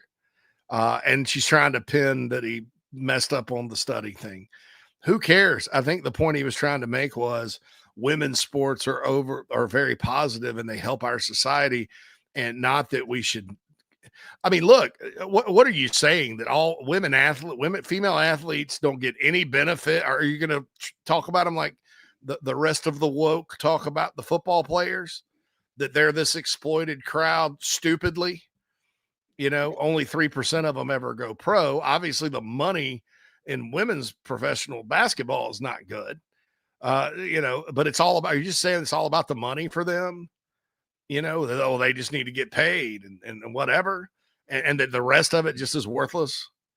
No, I think he was making a point that, you need to support women's sports. And I think in his eyes, given that he wrote a check for $1 million for a softball pitcher, you think Texas Tech softball generated $1 million last year at all? How many millions did they lose? Yeah, that's right. How much is softball bringing in at the gate? I think this guy should have a Medal of Honor. I think the National Organization of Women should throw a dinner party in his honor, because that's putting your money where your mouth is. That's supporting female sports, not taking a woke political ideology, jumbling it up with a bunch of crap, and then trying to spit it back out in a column as this person did. It sucks. It sets female sports back, and it divides the sexes, quite frankly. Because men, look. Well, it's just so sad, JC. Like, could you imagine living in this perpetual state of victimhood that this person must be under every day when she wakes up? Because it's the only way that you could construe this. Ugh. That's like saying it's, nobody can do anything about, it's a free country, right? And no matter how much, people are going to watch and consume, and this includes sports, what they're interested in, right? Some people like soccer a whole lot. I've mentioned that. European soccer, not for me. I don't watch it. But that's the beauty of living in a free country, is we have all these options to support what we want. There's nothing stopping the WNBA or women's basketball or softball or women's golf or women's tennis or any of that from having ratings through the roof. But it depends on the free market and your audience. And I think women's sports are growing. I know that from the bigspur.com. Equestrian, Whittle wrote an equestrian article. It got 4,000 views. Right. Back in 2009, if Whittle had written an equestrian article, I'd have probably sighed a little bit. Slow day. but no, our society is changing. If these people will just stop being worried about being oppressed, which they're not, everything will work out. Women's college basketball is about to get a new TV deal. I think that's the first place everybody should look, because it's rev share, right? And the revenue you bring in is better. Yep. I think the WNBA, if the rest of the players will stop attacking Caitlin Clark in what I feel is a very racist manner and a very jealous manner, if it's not racism, I think the WNBA will grow in popularity. And it's not all about identity politics. And that's the problem with some of the leaders and voices out there in women's sports. They lack common sense completely, which reinforces an untrue stereotype about females. An untrue one. I think women have more common sense than men sometimes in certain aspects. I mean, it's not, that's something that, but what does it do? It reinforces a negative stereotype. They have the wrong people speaking for them. Right. Yeah, right. But if it gets like this and you have everybody on that side of things, they win. And they're like, oh, some activist judge decides that this, rev share needs to be split evenly. Here's what I propose doing. And this is reality hitting everyone in the face out there. Football funds everything. Men's basketball funds the rest of it. Everything else loses money. Everything. Split the athletic department. I mean, Tennessee already has 2 athletic departments, one for men, one for women, and say, okay, you're going to get 48% of the revenue that you bring in. But football's keeping all of their money, and men's basketball's keeping all their money. And women's basketball, if you want new uniforms or, you want better dorms or better equipment, you better sell some sponsorships. Yeah, or And that bang would be on booster doors. That would be completely wrong. Right. But nobody, but okay, so why is that not part of the conversation? That football and men's basketball fund everything. Nobody's talked about that. Anybody that brings up the Title IX thing, and it makes me sick because what it does is you have a lot of this crap like conference expansion and realignment and being beholden to we talked about idiot TV's execs yesterday, Phil. Yes. A lot of this stuff, man, is bad enough and cuts at the spirit of college athletics. But having people that don't deserve it, and that includes male athletes in the transfer portal, the agents that jack up prices, this take what you can cash wise deal. I mean, that just further reinforces it's not a cash grab, people. It actually, with how it looks now, with the House settlement and all that, it becomes quite a meritocracy, and you're not limited, but it's up to you. I don't think anybody needs to give anybody anything. You got to earn it, and it's not because of misogyny that your product isn't good. It's like a lot of people in Hollywood talk about this misogyny and homophobia and racism. That's why they didn't like the movie. Nah, I didn't like the movie because, frankly, I don't agree with the points you're trying to make, and it made me feel uncomfortable. And oh, by the way, the script sucks. That's number one. Yeah, the script, the writing is terrible. The acting is bad. Even if I don't like the worldview, I'll consume anything. If it's a good movie, it's a good movie. I don't care. It's art, right? Your art sucks. That's why in your attempt to twist yourself into knots to make a political point, your art sucks. Well, for women's sports, your product doesn't suck, but it's not unpopular because people have something against females. It's growing. Let it grow. You're going to smother it. Right. I mean, and things like this just drive me crazy. Enough of that. Yeah. She just it's like you could tell there's just so much animosity in this article. Even when she's talking about the $1 million to Kennedy, it goes on to say, which everyone absolutes shouldn't write in absolutes, whatever. Every is not something that should come into. Yeah, she has no idea what everyone on the internet thought was completely unheard of, but is small compared to what top athletes at Tech are earning. Okay, so it's like, wow, she got $1 million. We can't be happy for her though, because she might have got $1 million, but do you know how much they're paying the quarterback? Okay. And here's my answer to that. And then we got to get to breaks. Yeah, we do. We need to run right. Here's my answer to that. She will have a point the day they pay the top men's golfer the same as they paid that pitcher in softball. That's right. Not baseball. Baseball's more popular than softball in our society right now. But and pro golf, I'm not talking about the pros necessarily. College baseball is more popular than college softball. I think we could admit that. Kind of the same schools are good at both. However, not taking baseball out of it, softball's still below the rung on baseball. It's kind of like right there with men's golf or men's track. When those folks in male sports, equivalent male sports, men's basketball is not the same as women's basketball. Men's basketball makes money. Women's basketball does not. That's what all this is about, money, right? We want to be fair. Yeah, it's fair. Equity is not applicable in this situation. And equity, frankly, is not an American value, but that's a different discussion. Well, equity is applicable, but it doesn't look like they want it to. And that's why it's a problem. Well, equity, I'm for equality. Mm-hmm. Equity is a different subject, but oh God, we can spend all day talking about that. So, I mean, I just don't think that, I think that when she will have a point is when Cody Campbell writes a check for over $1 million for a male athlete in an equivalent sport.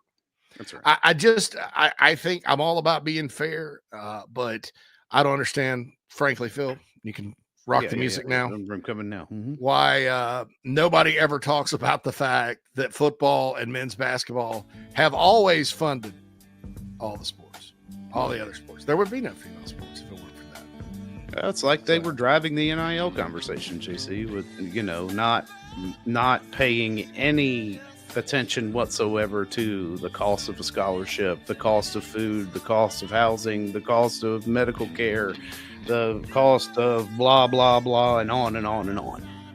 No, they were indentured servants at best. Yeah. Also, it's just crazy. I just can't.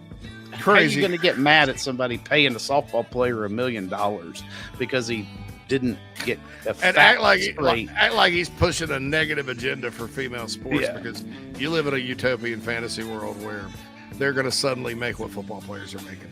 Well, they can, but you're not going to get any funding for your sport because football's what funds it.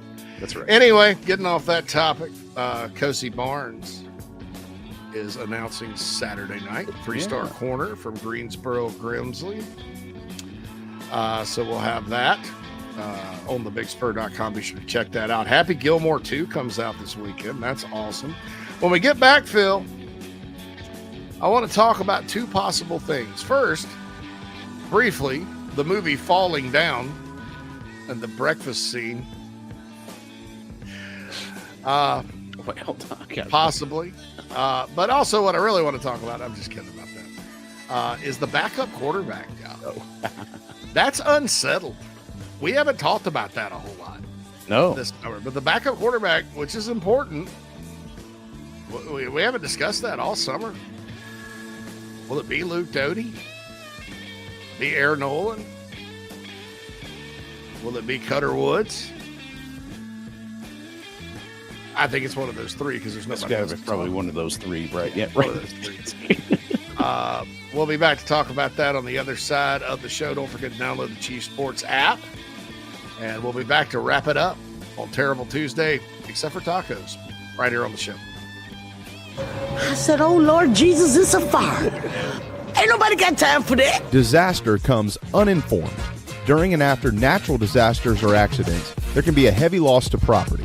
It can become extremely difficult to bounce back to what you knew before. Having your home or office destroyed or damaged by water, fire, smoke, or mold affects your personal and business lifestyle. Resto Pros of the Midlands is here to help.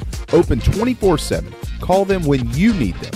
803-493-0170.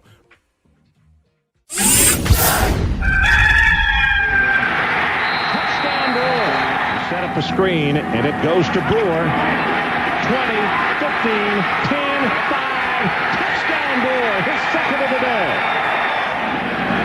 Pitches it to Brewer. Turns the corner. Touchdown, number 3 of the afternoon.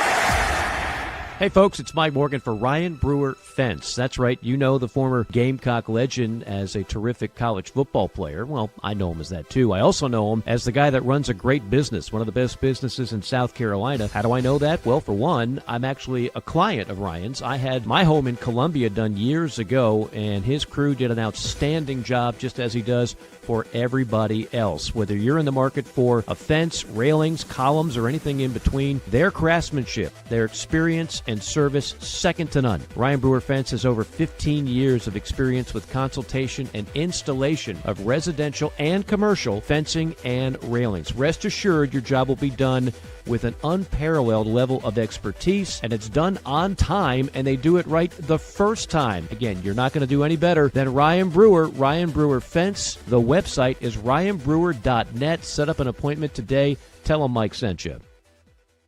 This is Larry Leitner, owner and founder of Midstate Roofing, and for nearly 30 years, we've continued to be the proven leader in the roofing and waterproofing industry. Midstate Roofing's proven history is your assurance that our professionals at Midstate Roofing will provide the proper advice, service, and results to the needs of your facility in a manner both safe and pleasing to your operation. From high-rise to hospitals, manufacturing to industrial, Midstate Roofing designs and installs bonded systems with a protective guarantee that will keep your operation dry and running long into the future. 24 hours a day, 7 days a week. And this is Blake Leitner, reminding you to protect that roof with a maintenance contract. Call me today at 803-356-1919 or online at midstateroofing.com. And as always, Tell them, Mid-State Twins. If you have a leak, let Mid-State Roofing take a peek.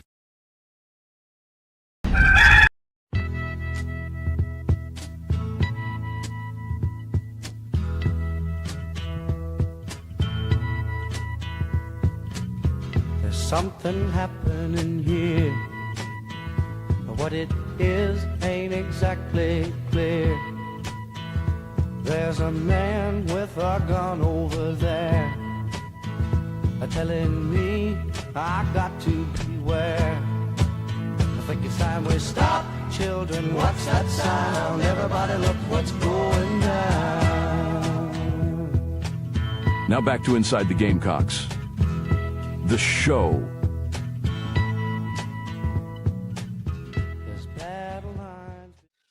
Welcome back, everybody, inside the Gamecocks The Show. Final segment of the show here on a terrible Tuesday. Terrible. Got all of our emotions out there in that last segment, talking about it is what it is. I didn't get as fired up as you did, Phil. I did. It flew all over me. Hey, it struck at two things and it goes directly to how we raise our daughters.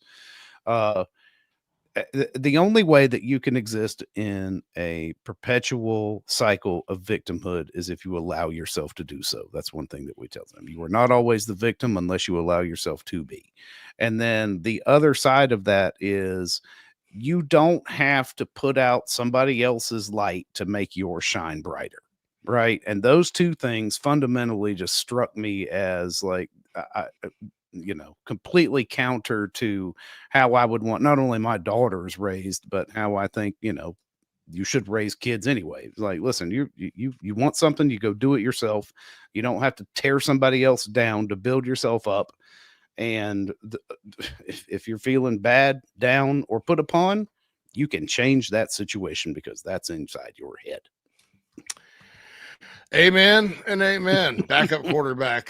First of all, if Clemson does beat LSU, there's a chance because the ACC today said they're going to follow the lead of other conferences and start fining for storming the field. That's right. South Carolina fans have been on the field at Memorial Stadium the last two times they've been up there celebrating after the game. Clemson has a tradition of being able to go on the field after the game. I've never heard of any issues up there. There were some knucklehead Gamecocks, I think, after the win this past time that maybe, I don't know. It seems like I read something like that. Folks, if you're going to go on an opposing team's field, I don't care how much you hate the team, just behave. You make all of us look bad. And everybody has a sense of like what line to cross and whatnot. But I would hate that for them, just to be honest, because that's a tradition, and they've already, because of the environmentalist issues, which maybe, I mean, the orange balloons went away. Remember, they used to release all those orange balloons. They went away. And I don't know, I don't want to say I'm an environmentalist, but I do care about animals. Maybe there were some animals swallowing them up and choking. That's not bad. I mean, I'm a big sea turtle guy because I have a pet turtle. And so I don't want that. I get sad when I see sea turtles caught in nets and things like that. So maybe that was for the greater good. There's a lot of wildlife around that campus, as we know. It is a bit more but the orange balloons have already gone away. And, Now this. Well, it's my understanding that they are going to allow a carve out, right? And that you need to give Clemson? The opposing team time enough to get off the field. And then you can meet. You can't necessarily storm it. Robert in the Nana Sports chat box being real. I don't hate it for them. There's Clemson. Right. I'm trying to be nice. And one of their former ADs is heading the conference, right? Jim Phillips was at Clemson for a long time, right? No. That was that was a previous one. Yeah. The play-by-play guy. Yeah. Jim Phillips was at Northwestern. He was. That's right. Okay, that's right. Up here with me. You want to talk about a neighborhood that will probably pass a city ordinance to pay female athletes more than the others. That's Evanston, Illinois, ladies and gentlemen. I don't want to get back on that topic. Though. Backup quarterback. While we're on the topic of quarterbacks, I've seen the post in the Nana Sports chat box about Ramon Robinson, who coaches quarterbacks around our state. And I want to say this. I have look at the deepest amount of respect for him. I've met him a few times. He's a great dude. He does a lot of, you have some folks that coach players, that's what they get. They get into coaching players. And, I've met a few of these folks around the world of recruiting in my time. And you're like, I don't see their players really getting any better. And they're heavily, heavily involved with recruiting, like where the kids are going to go. They're kind of the decider in the whole thing. No, it's not Ramon Robinson, man. Ramon Robinson's legit. It's all about the work. It's all about the development. And he worked with Cutter Woods, Lenore Sellers. I remember Kelly Bryant was a client of his. I mean, he's legit in our state. Does a fantastic job. And so I agree with you there. I also say this, Steven Garcia and Perry Orth do a really good job with that too. Steven does a lot of it down in Tampa, but I've watched him in action before. He's really good with the young quarterbacks. So there are a handful of guys out there that are really good, and Ramon is one of them. But on the subject of quarterbacks, who's the backup going to be, Phil? All summer, I've had this gut feeling about Luke Doty. Coming out of the spring game, right? Like Luke looked like the answer there. Just from what we saw, if it wasn't just his volume that evening, but if I were to pencil it in, you'd have Lenore Sellers at top, and then Doty or Nolan or Woods. It's precisely or yeah. I don't want it to sound like Aaron Nolan struggled this spring practice. He's new. Keep that in mind. He's still young. He's a redshirt freshman, which is when, you know how much work Lenore Sellers had to put in. Like I said, in a new system, it's different from Ohio State's, and where it was Chip Kelly to Mike Shula. There are differences.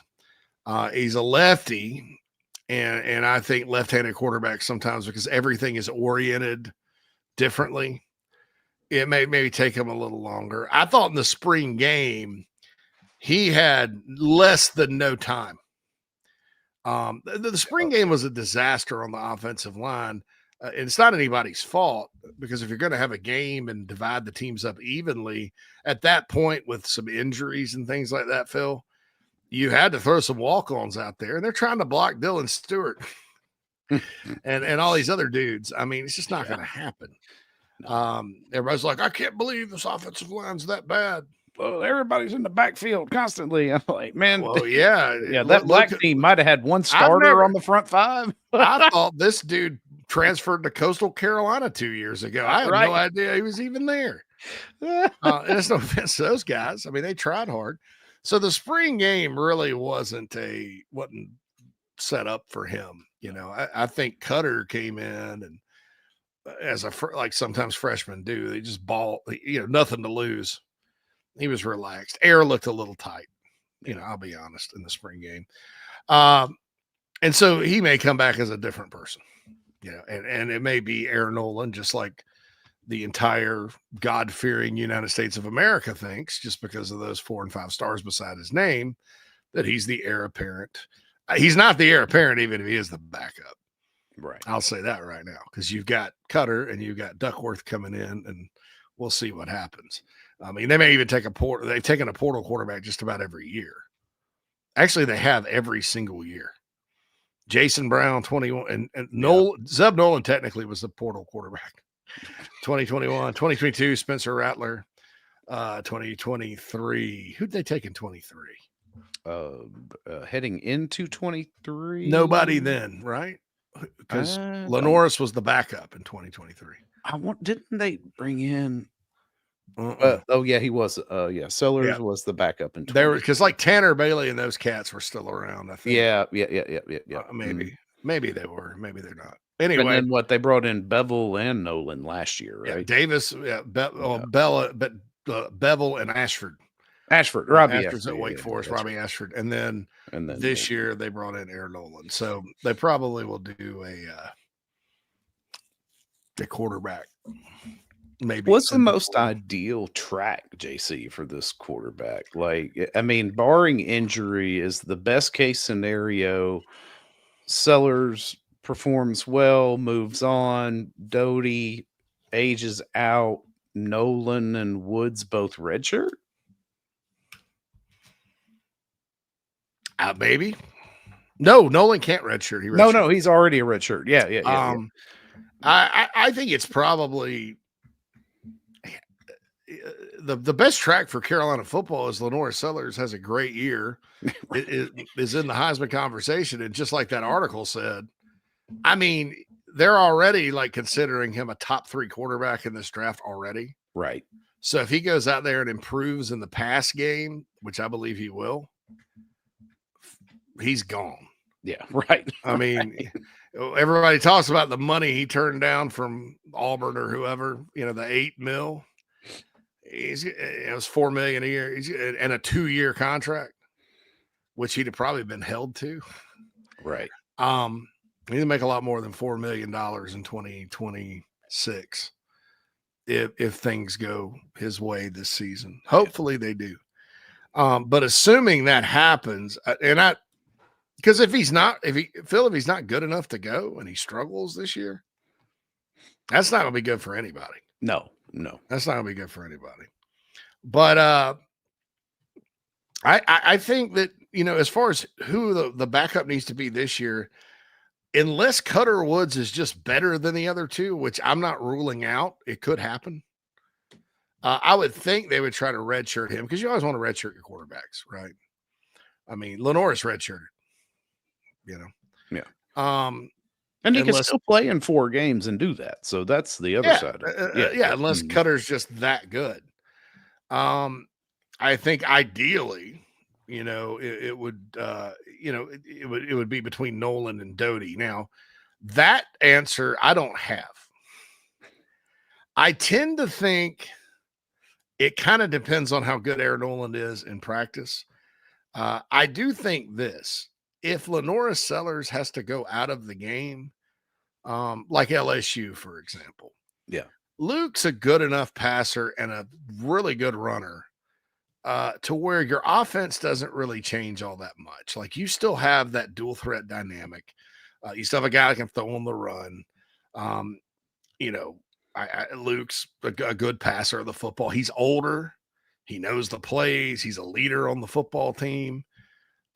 There's a lot he can bring in the table in an emergency situation. Let's say Lenore Sellers misses an extended amount of time, though. The question then becomes, would it be better? Let's say Luke is better than Air and wins the job, or would it be better for Air, who's got a cannon for an arm and is a talented passer and a very competitive player? Like, he's a dog. Yeah. Would it be better if he was ready to go and step in and be that guy? And then you're kind of dealing with what you had last year with a redshirt freshman quarterback, but you're much more, pass happy because Air's not the runner that Sellers is, and hopefully you can protect him. So that's kind of my thought process there. But I'm not like married to either one. I if Cutter Woods wins the job, it's fine with me. Whoever's the best. And that's just the way. If you want to be a big time program, that's just kind of the way quarterbacking works out, dude. You recruit as many good ones as you can, and you let them battle it out. And maybe some do transfer, and maybe you do have to go to the portal. Lots of teams do at that position. But I don't know. I'm looking, one of the storylines for fall camp is see how much progress can Aaron Nolan make from spring until preseason. And can he nail that job down? Can Luke Doty nail the job down? Because he's absolutely in the mix, according to Shane Beamer and everybody else I've talked to over there. Beamer said it in a press conference. Can Cutter Woods be the number 2? Carolina's had true freshman backups before. As recently as 2023, it was Lenoris. So Connor Shaw in 2010 was the backup quarterback as a true freshman. It's happened. Sometimes that happens. So I don't know. That's a good question. It's worth discussing though, because we're kind of getting the picture now that Sean Murphy may start at linebacker. We're trying to get in the picture that Nick Barrett may start on defensive tackle. That backup quarterback thing's the big question of the secondary is probably how are you going to play Cisse and Swain and Collier at the same time? But the big question, backup quarterback's unsettled. We don't know. I don't know. I don't have an answer. That'd be interesting. Kreger in the chat box ends up the day. Oh, today's show went by fast. It did. This one's See what happens when we have topics to talk That's about. right. When we It always goes pretty fast. I expect Doty to be on the field more in an impactful role this season than last. Could be. It's going to be tough at receiver. Well, I didn't say where. Yeah. Didn't say where. I didn't say where. He's 200. I saw him listed 6'2", 215. He's a big dude. Big-ish dude. I don't know. We'll see what happens. So, anyway, thanks to all of you in the Nana Sports chat box. Kreger, Tiffany, Bruin, Robert, Queen of all cocks. Oh, by the way, Queen, I know Beamer said in a press conference he didn't schedule this. I want to clarify the Virginia Tech game. It was announced after he had become the head coach, I think shortly after, Phil. Yeah. As I remember, they go look at the press release. Beamer's quoted in it. But it was in the works when Will Muschamp was still the coach. Tanner was been working on it for a while. So I don't want I just wanted to clarify that for you. I caught that earlier. I meant to talk about it. Then I got sidetracked with, CBS Sports and anonymous sources and the Houston Chronicle and the backup quarterback situation. All right. We'll be back tomorrow. Tomorrow's Wednesday. The late night Gamecock show is tomorrow night at 8 p.m. I'll be sure to remind you, I'll be back with coffee in the morning. Today's coffee is going through the roster. The roster got released yesterday. So height and weight talk. It's an annual rite of passage for everybody. Don't forget the morning show was fantastic today with John Strickland. You can check all those out on the Chief Sports app, podcast version of this show. And the morning show will be up on Apple and Spotify by 4 p.m. Eastern. So if you want to go back and re-listen, you can do that if you don't want to use YouTube. Also, we appreciate our audience very, very much. Thanks for hanging with us each and every day on a terrible Tuesday, except for the tacos. We'll be back tomorrow on a hump day. Phil and JC. Not after this. Tomorrow. It'll be tomorrow. See you later, everybody.